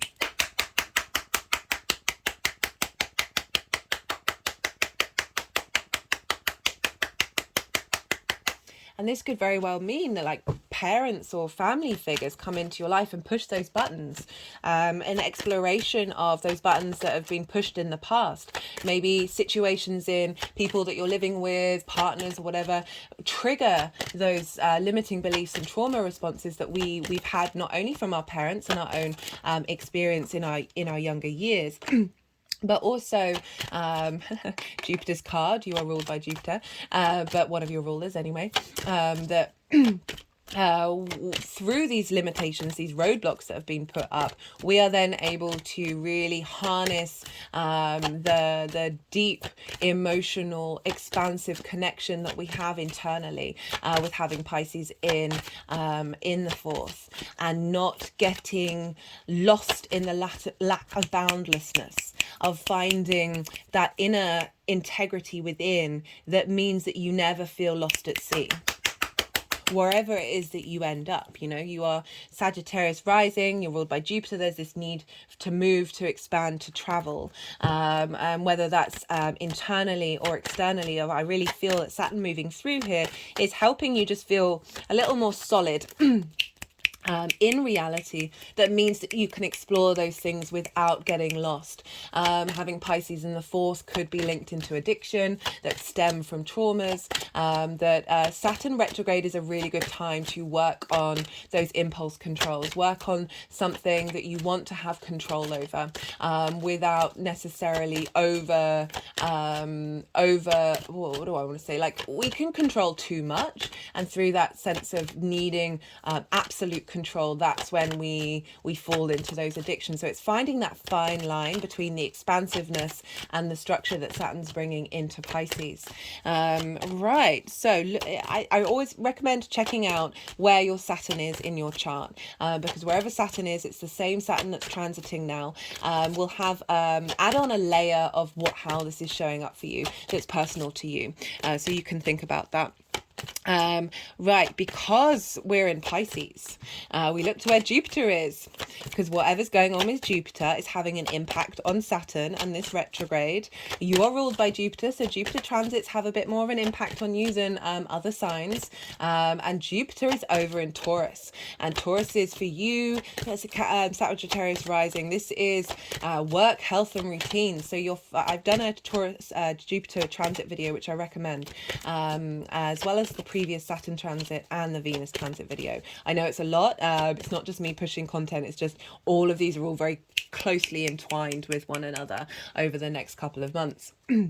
That Jupiter's over in the sixth house, bringing wisdom and expansion to your understanding of how you work and what's meaningful for you, how to take care of your health in a meaningful way, giving expansion to the way that you look after your body, and also establishing new understandings of what routines feel good for you, and finding wisdom in those routines. So this is impacting your roots and your foundations. So this sense of, okay, how do you work? So the second house are the tools that you have in order to bring in money. The sixth house is how those tools operate. And the 10th house is the life purpose, the thing that is guiding you and pulling you forward. That had an energetic response to that one. Whoa, okay. It's gone into my heart. We've got 2 3s here. I like it when we get doubles. It's always the universe going, something is coming into balance.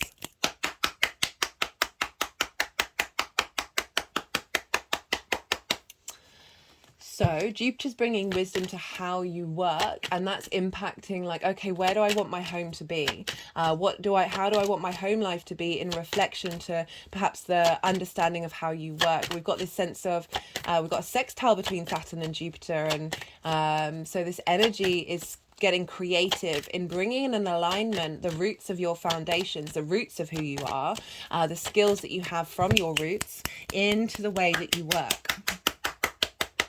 And the wisdom and understanding and the exploration of how work is meaningful for you is going to impact what your private life is like. Sometimes that might mean working from home,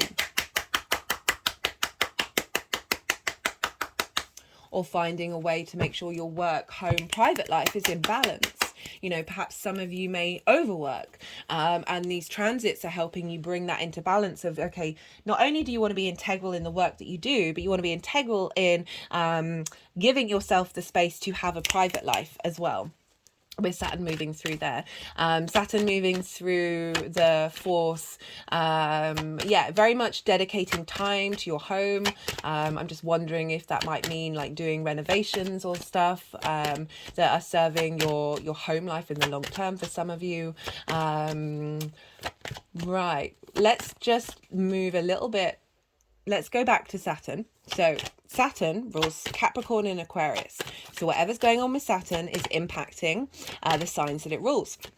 And so you have Capricorn and Aquarius in your 2nd and 3rd house. So Capricorn in the 2nd. 2nd is about your resources. It's the tools in which you have in order to make money. It's how you manifest. This is the things that you care about. And also, most importantly, how you value yourself.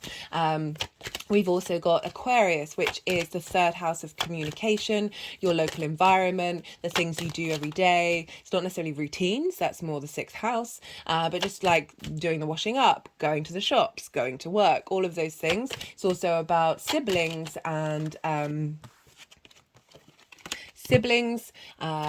short distance travel, and starting something new, beginning to learn something new. It's linked into schools. So Saturn over in the 4th is strengthening the foundations. What I like about this is Saturn's just come out of a 5-year stint in Capricorn and Aquarius, the signs that it rules. So you've leveled up those areas of your chart of knowing the value of the legacy of of who you are, and the tools that you have. Getting more integrity in the way that you communicate, getting a sense of understanding of what's important to you in the long term in terms of your local community. And now Saturn's coming along and reinforcing that in your foundations. So facilitating this understanding of your value and the skills that you have, and also how you're able to communicate that. And that's all been impacting by Jupiter, of how do you bring this all together in the way that you work. Themes of those houses can also show up. So your journey with Saturn in the 4th of strengthening those foundations is of how then the way that you make your money is strengthened as well, or spending time, as I said, working from home, utilizing those tools, communicating from home as well, that facilitates your local community. All of these things may show up. Let's go back to Jupiter, because Jupiter is in the sign of Taurus, and Taurus is ruled by Venus, and you have Venus trining you in your 9th house. So just in general, whether it's rising sign or not, Leo energy, she's in Leo, is a fellow fire sign, trining your Sagittarius energy. This for me is the biggest transit. The Venus transit in Leo is the biggest transit of the year. Venus retrogrades the least amount out of everybody. Sorry, I've just realized something that I've forgotten to say in the introductions was Neptune is retrograde. I'm going to talk more about that in another introduction. So Neptune is retrograde. I pulled cards for the Neptune retrograde in the Capricorn full moon video. So if you want to check out what that means as well, because they're in the same sign, it'll have an impact. But I think I'm going to talk about that more in an introduction. So we've got, the reason why I mentioned that is because Neptune retrogrades 40% of its cycle, whereas Venus is the least amount of all the planets. So when she does, this is... this has a lot of weight, and this is the first time she's retrograding in Leo for the last 8 years. So it's starting a big 8-year cycle. Now for Sagittarius rising, this is in your 9th house of your big picture philosophies, how you map yourself out in the world. Why do you exist? Questioning reality, questioning society and the universe. It's your morals, your perspectives, your ethics. It's your connection to book religion. It's your connection to spirituality, science, nature, whatever it is that feels bigger than you. And so Venus is going through there and revamping and helping you reassess your sense of value and how you see yourself in the world. It's also linked into foreign travel. By that, it's like going and living somewhere for a longish period of time that is unfamiliar to you, and in order to change your perspective. The 9th house is all about perspectives. It's also about mastering something in order to share your perspective. So it's teaching and learning. So Venus is revamping herself, revamping you, revamping the way that you see yourself in the world. And that is feeding into Taurus in how you work. So getting your philosophies, your big picture perspectives in alignment with the way that you work, finding and that's feeding into the roots and foundations of who you are. So we've got a lot of which is then rippling into the way that you communicate and your sense of value. So we've got a really lovely combination of houses and themes that are coming up for you, Sagittarius. So that's all playing a big role in the next couple of months. Jupiter's going to go, I can't remember exactly. Jupiter's going to go retrograde sort of towards the end of this retrograde. It's around, I think it's the 4th of September. All the dates are in the description box. We're going to be feeling, so sort of, even though Saturn's going to go retrograde on the 4th of November, we're going to have the shadow phase, and that's where, and up until the 7th of February, and that's when Saturn's going to re-go over the same degrees. So that's when things linked into what you're learning here and what you're rediscovering, it might not come into manifestation until the beginning of February. As I said, all the dates in the description box. I will be doing a Saturn direct video series, so I'll be pulling more cards for that. Yeah. What else did I want to say? Right, I want to talk about the main, so the kind of aspects that are coming up for this retrograde. I'm not pulling cards for the aspects. I can't remember if I've already mentioned. I think I did. Direct motion, retrograde motion, energy moving forward. So the main aspect that Saturn's making is with Jupiter of the outer planets, and that was a sextile, and that happened on the 19th of June. But we're feeling that basically until Jupiter leaves that sign, because of the retrogrades, they're gonna sextile each other again. And sextiles are a very creative energy. They're an aspect of Venus, bringing in harmony, appreciation, value. So we're harmonizing your work and your routine, and your work and your routines with your foundations. We're also, the other aspects, Saturn's essentially now only, they're going to be making aspects to personal planets. Will be to asteroids as well, but I'm focusing on the personal planets in this, that we're going to have oppositions when planets move into Virgo. So again, that's another mutable sign. So you're getting a lot of squares happening in your chart, and you have Virgo in your 10th house of career, life purpose, how reputation, how the big outside world sees you. And so when planets move into Virgo, this is going to be opposing Saturn in Pisces. We're going to have Mars, Mercury, the Sun, and Venus. Mercury's going to be twice, because Mercury's going to retrograde in Virgo, so that's going to be a big deal for your career and your life purpose. And with this opposition, it can either bring about frustrations and delays that seem that your career is not facilitating the growth of your foundations, or certainly going to be testing these things. You're going to be more sort of, potentially that. So with oppositions, it's about bringing it into balance, and sometimes through that bringing into balance, we're prioritizing one side or the other. It's like a full moon. that with Mars, Mercury, the Sun, and Venus all moving through your 10th house, you're going to have more focus on that area and that direction of what is your life purpose. And so that might be out of line with what Saturn's trying to do for you, but also it's going to be helping. Okay, how do we get these into balance? How do we get what your life purpose means to you in harmony with you having these strong foundations? It can bring up difficulties, but it can also very much be very supportive. This sense of dedication to the work that you want to put in, and making sure that it is in alignment with having a happy private life, with having a life that serves you in your long term. This sense of feeling strong at the roots of who you are is going to facilitate your life purpose as well in the long term.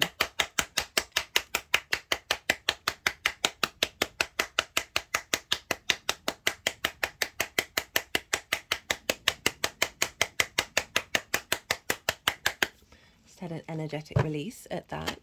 And then when there's going to be, so that's from like the 20th of July to the 10th of October is when we're having these oppositions with the mutable energy. So mutable energy, as I'm sure you're aware, very adaptable, very able to be open to change. So you've got a lot of ability to be flexible during this time. That's really opening you up to different ideas and different ways of thinking and doing. As I said, Mercury's going to go retrograde in Virgo, so I'll be doing a Mercury retrograde video later on in the year. But then we've got things in Scorpio which are going to trine Saturn, and also opposing Jupiter in Taurus. So you have Scorpio in your 12th house. This is the house of mysteries, the hidden house. This can be a very difficult house with transits moving through there, because it's dealing with the constructs of who we are. And so often trauma responses and limiting beliefs are there. Depression, anxiety, mental anguish can come up with the 12th house, as well as wanting to be a bit more isolated, needing sleep a lot more, but underneath all of that is magic, that which is hidden, the occult, the unseen, and the magic of our soul underneath our trauma responses and our limiting beliefs. Whenever we have transits through the 12th, this is helping us integrate those trauma responses, those limiting beliefs, helping us bear witness to them, having a little more clarity and being able to unravel them. And it's also opening up the magic, this space of deep transformation of Scorpio, a transformation of our core fixed emotions. And it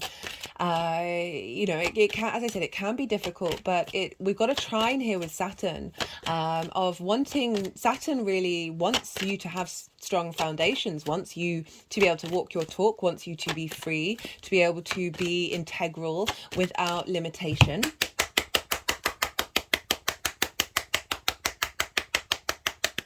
And we've got a trine, which is an aspect of Jupiter. Jupiter wants to bring elevation, inspiration, wisdom, a sense of cohesion, a bringing together. And through this understanding, this wisdom, that's when we feel expansive. That's when we feel opportunities and luck come our way. They're the same element, so they're sharing resources. So we'll have the personal planets of getting to the root of the hidden parts of those constructs of who you are, in alignment with your foundational structure, always helping clear out, finding wisdom and understanding in your trauma responses that may have blocked your ability to feel safe and secure in the world. Just going to pause for a second. I've got something stuck in my throat. Sorry about that, Sag. That this trine, this free-flowing energy from your 12th to your 4th is facilitating bringing the magic into your 4th house, into the foundations of who you are. As I said, it's an unintegrated house, right? So it's difficult to access. And the more that we have transits and understand that, the more that we can then hold space for that part of who we are that may have been very private to you, and not necessarily accessible to the rest of your chart. But now it's trining Saturn, which is bringing that into your foundations, and then it lets that spread out into the rest of your chart. So that's kind of everything that's going on with the retrograde. This is when we sort of acknowledge and be able to see a little clearer of what those roadblocks are and bear witness to them, and how we can work with them, maybe be at peace with them and sort of go, okay, I see what you're doing. I see that there may be limitations and that these may continue, and just be a little more comfortable with that dynamic. As I said, Saturn is 3 times closer to the Earth, and when we have planet, and therefore further away from the Sun. So it's really helping us work with more sort of earthly principles rather than the sort of the higher mind, the galactic energy.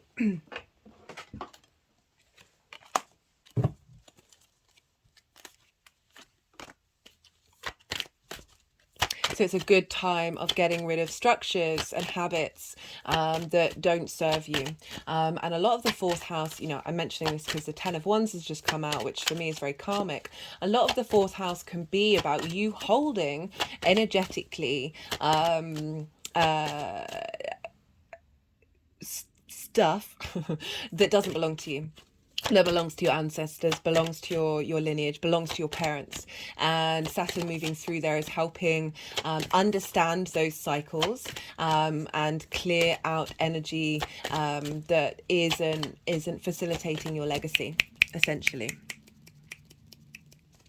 Saturn can be hard work, can be a sense of duty. It may be that you've felt more duty towards looking to your ancestors or towards your parents, or a situation may have come up where you've had to put your life on pause in order to take care of a parental figure, in order to, and this honoring of duty, honoring of those who have come before us is very Saturnian, and this may feel difficult, but it is the rewards we reap from that is truly fundamental.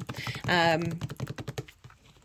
is an element of patience with Saturn, and more so with the retrograde, of letting it take time, not rushing it, not jumping to conclusions, just being open and bearing witness, being in a state of observation. Pisces is a water sign. This is yin, night in nature, as is Taurus, where Jupiter is, and these are bound by gravity. There's a slowness, there's a heaviness, but there's a sense of commitment and dedication and longevity. Fire and air, I say this as someone whose chart is mostly fire and air, that there's a speed to it. They're not so much bound by gravity, and there can be this need to go. Having Saturn and Jupiter in 2 yin night signs is really getting us to slow down and be okay with that and find peace with that. Right, okay, so this is when I'm going to go quiet. They've put the deck down, which means all the cards that want to come out have come out. They'll move the cards around, and this is when I go quiet, because it can be a bit difficult for me to channel in that way and think and talk at the same time, especially when they're moving the cards around. So do bear with me in this process. You've just had a lot of information being thrown at you. Saturn's been retrograde for 2 weeks now. This is a time of processing that information you just heard, and then this is why I like doing the transits a little after the event, because then everybody watching can think back of how they've experienced it and what's going on, what clues might have come up for you, and you can make it a bit more personal rather than and think and learn from your own experience.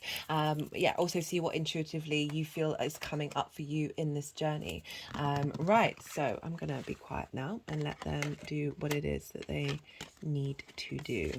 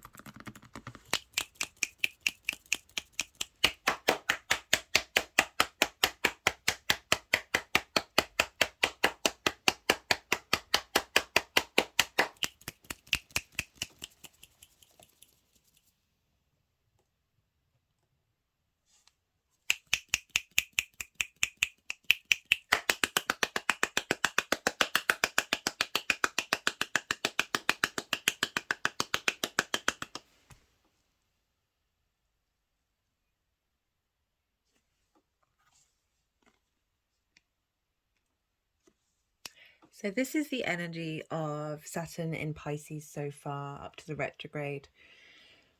We've got 2 3s. We've got the Three of Swords and the Three of Cups. Now, the Three of Swords is one of the most visually easily connected, whether you know the tarot or not. This is about heartbreak. It's not just about romance. This is about absolutely anything that has put blockages into your heart, that has caused a disruption in your heart's frequency. And you know, this is interesting because we've got that actually no, I was going to talk about the Venus in Leo transit, but she's only just gone. Yeah, it's words.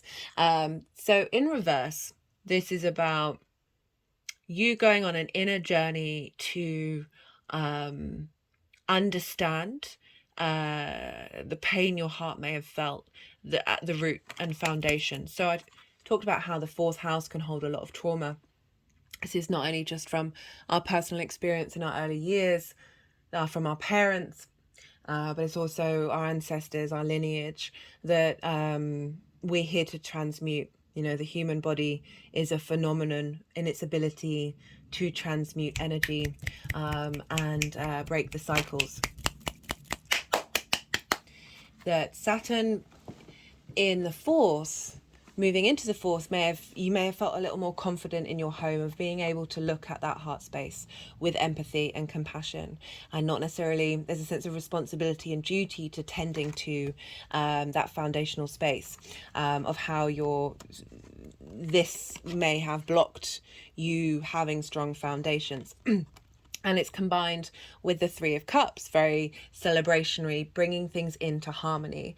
Again, that sense of peace, that sense of ease, that Saturn can give confidence in knowing your inner space and knowing your integrity, and just allowing that process to move through you with grace, rather than ache and pain and frustration. There's a duty to tending to your foundational structure. But because Saturn's in Pisces, ruled by Jupiter, an exaltation of Venus, so essentially Venus has a massive temple in the sign of Pisces, of finding a little bit more peace and harmony through this journey in your foundations, in your private life. Now we have, for the retrograde phase,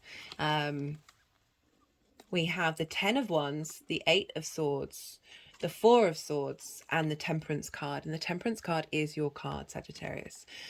So we've got the Ten of Wands and the Eight of Swords. The Eight of Swords has been coming up a lot. The Ten of Wands, very karmic for me. The Ten of Wands and the Ten of Swords are actually all the tens, to be honest. The Ten of Wands is overburdened. You know, hard work isn't a bad thing, but this figure is hunched over. They can't even see the blue skies. They can't see that they're about to get home. There's this sense of these burdens, this weight, this sense that's been blocking you from being able to be at peace in your home. Just had an energetic release.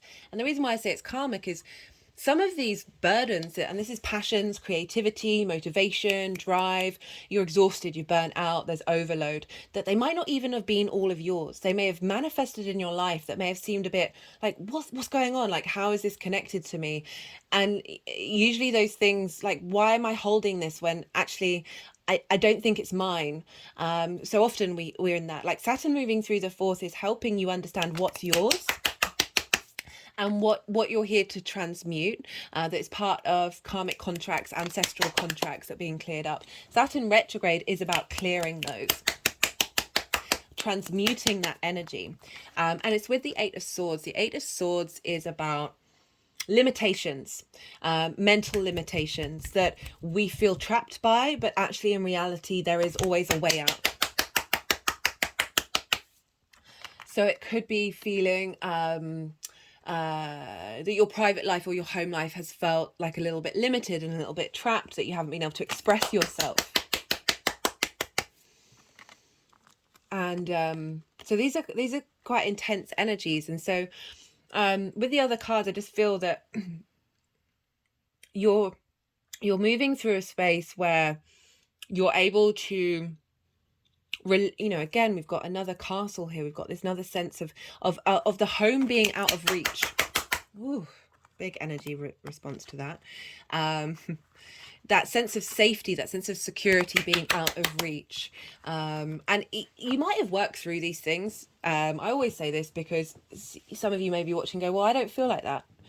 There's always going to be a residual that's lingering, even if you think you've worked through something. And Saturn is very, you know, for me, when I had Saturn transiting in Aquarius, I thought and I have it in the 7th house, I thought I'd worked through what it is that I respect in intimate relationships, and how to work with them. And it blew up in my face, completely blew up in my face. The person that I was living with was an Aquarius, and it was a very, very difficult situation. And I thought I'd previously had a handle on things, and it wasn't through that difficult situation that my foundations got strengthened in what am I seeking from that other. And it really revealed, okay, there was still work to do, even though I thought I'd done a deep dive on all of that. Like it brought up things, and I feel so much more confident in the way that I express myself in those dynamics than I ever did before. So even if you're like, I can't connect to this, Saturn is going to find a way of bringing up something that is going to push that, is going to test that, in order for you to, okay, either maybe you have worked through those and you're responding to them in different ways, but certainly just really reinforcing and strengthening your foundations.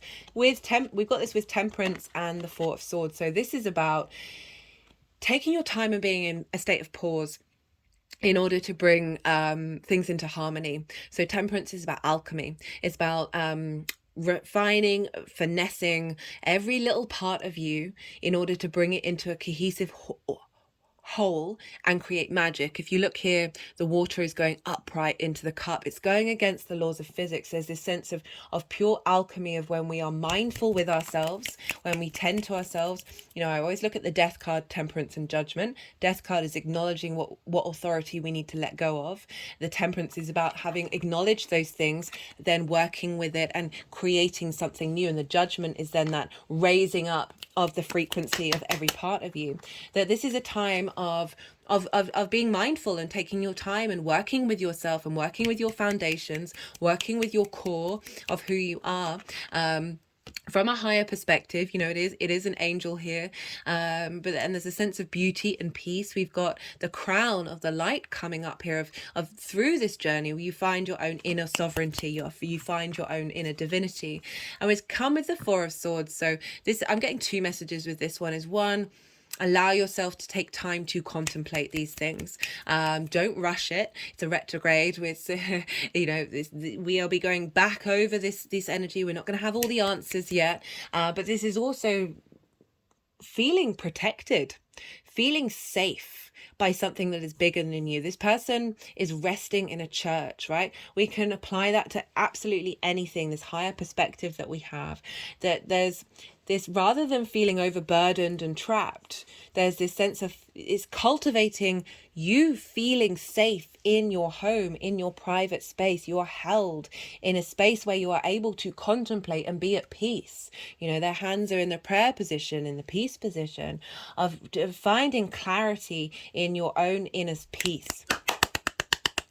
Because you see here, you know, we've got the Three of Swords, as well as the Ace of Swords at the bottom, of finding that renewal of clarity that helps unravel those Three of Swords, unravel that heart pain, and really then they are now released from the heart. They're now released. That blockage has been transmuted.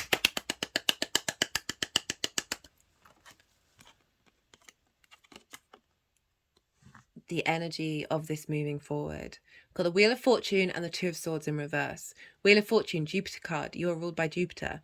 The Wheel of Fortune, I like, so there are different ways of reading it. I always go with what I'm first, the impulse that I have to read it. So traditionally, this is like the fate, the wheels of fate going in the opposite direction, like not going up. But for me, this is the inner work. We're dealing with the darkest part of the chart. This is your private life, your private space. My hands have just gone over my heart chakra.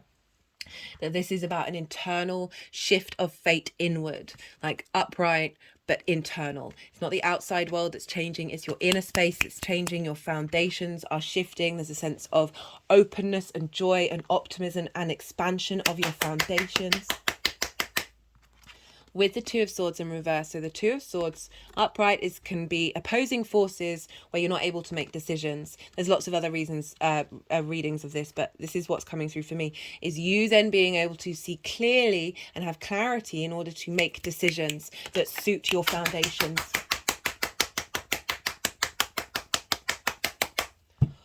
Woo! Okay, I am going to pull some, oh no, I wanting to do some work. As this card, I pulled quite a few cards from other decks, which for the overall Saturn retrograde, I will be reading those cards in one of the introductions. In particular, for you Sagittarius, they've wanted to focus on this card compared to some of the other readings. So I'm just letting you know that will be in another introduction. So just in general, do check out the other introductions. I do break things down.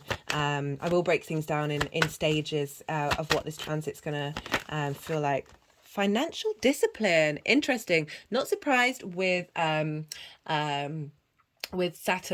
It's all about duty and responsibility and thinking long term, but I'm also thinking about the combination of the Mercury retrograde that's happening in Virgo, which is your life purpose, and where you're headed, that being able to make decisions that serve your life purpose, because Mercury is linked into commerce and merchants as well as communication, but also the fact Pisces in the fourth could mean that you're this boundlessness and expansion of the universe of potential addiction issues, mental health issues with Pisces. It's not the only thing, but having that in the fourth, that have made maybe, and I think this has come up in readings before, maybe have for you Sagittarius, that addictions, and we're all addicted, there are things that we may have prioritized spending money on in our private life that might not have served your long-term foundations, and now with this clearing out into past karma, bringing in a new way of your the root of who you are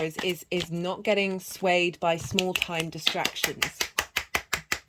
You know, Jupiter, you are ruled by Jupiter, and this is a Jupiter house. Jupiter can be very expansive,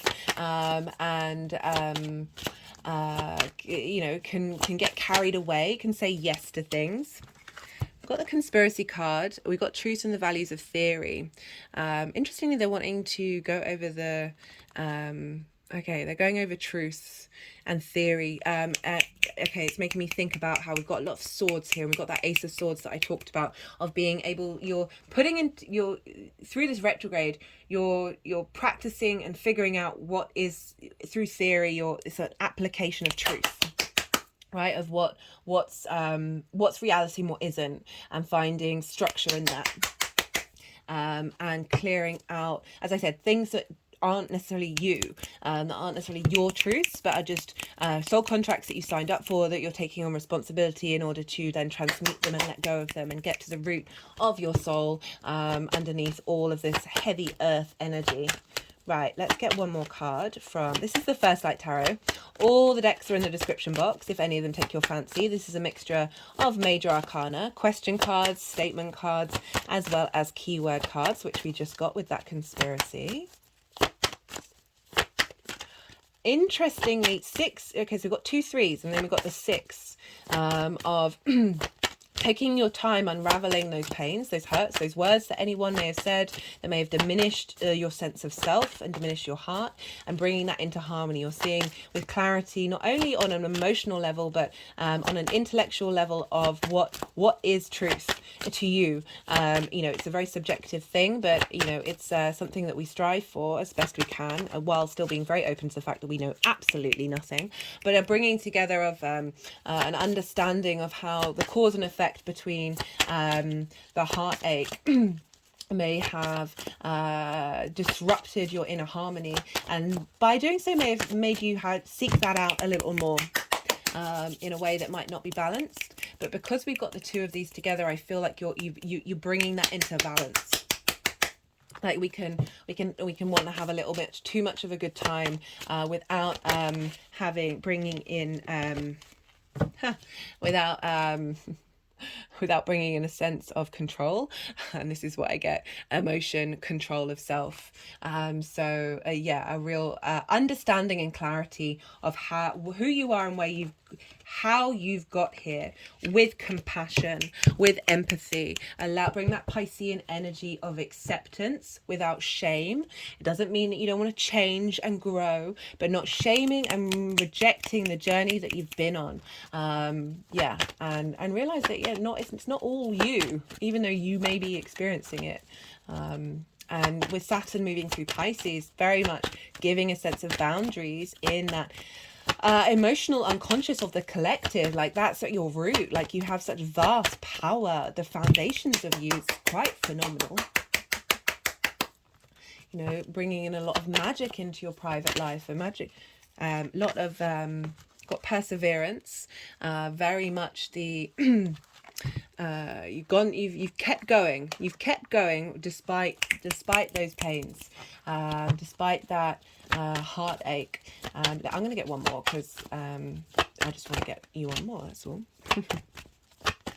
Final card for Sagittarius. Actually, I should... Music, love this. Whenever this card comes up, it's frequency for me. It might be that making music at home for some of you might be a thing. Playing music at home might be a really wonderful way to tap into the magical, frequency and vibration are fundamentals to the universe. The energies that I work with, they love it when I listen to music. They absolutely go bananas. That connecting to music that serves your your spiritual self, that can be anything. That can be listening to your favorite music that brings you a sense of joy to help unravel that heart pain, as well as feel joy in this 3D experience as well. But definitely music for me is about getting in alignment with your frequency, and the music, the song that your soul is here to play. Oh, I just had a lovely feeling connected to that. Beautiful. Okay, I wanted to give you one more card, and we got the Saturn card. This is the World card. This is Saturn's card. Renewal, rebirth, reincarnation, celebration. So they're focusing over the rebirth and the reincarnation of, through this transit, you're shedding a lot of skin. You're transmuting that. It's changing that energy that isn't no longer that 10 of Wands that feels like more of a burden, that's more restrictive. Saturn is coming along and gets rid of those limitations by putting them up and helping us work with them. Okay, Sagittarius, I'm going to leave it at that because I could go on for ages. I'm really enjoying this reading. If any of this resonated for you, there are lots of things you can do to help pay it forward. This is a growing channel to help push the algorithm out there so people around the world can access this. If this connected to you and you want this to be accessible to more people, you can hit the like button. You can subscribe if you're a new viewer. Hello and welcome. Share share the video. Watch the video to the end. Admittedly, this is the last of the video, but with videos, watch them till the end, even if they're on mute. This helps as well as leaving a comment, even if it's just an emoji. I appreciate it's vulnerable to share your stories on the YouTube, but all interaction can really help. Watching more than one video in a row, all of these things would be appreciated but not expected. On a personal note, I love to hear from you about how the astro weather is affecting you. It brings me great joy, and I love chatting and getting back to you. But other than that, be good to yourself, Sagittarius. Be good to those around you, and most importantly, be well until we meet again.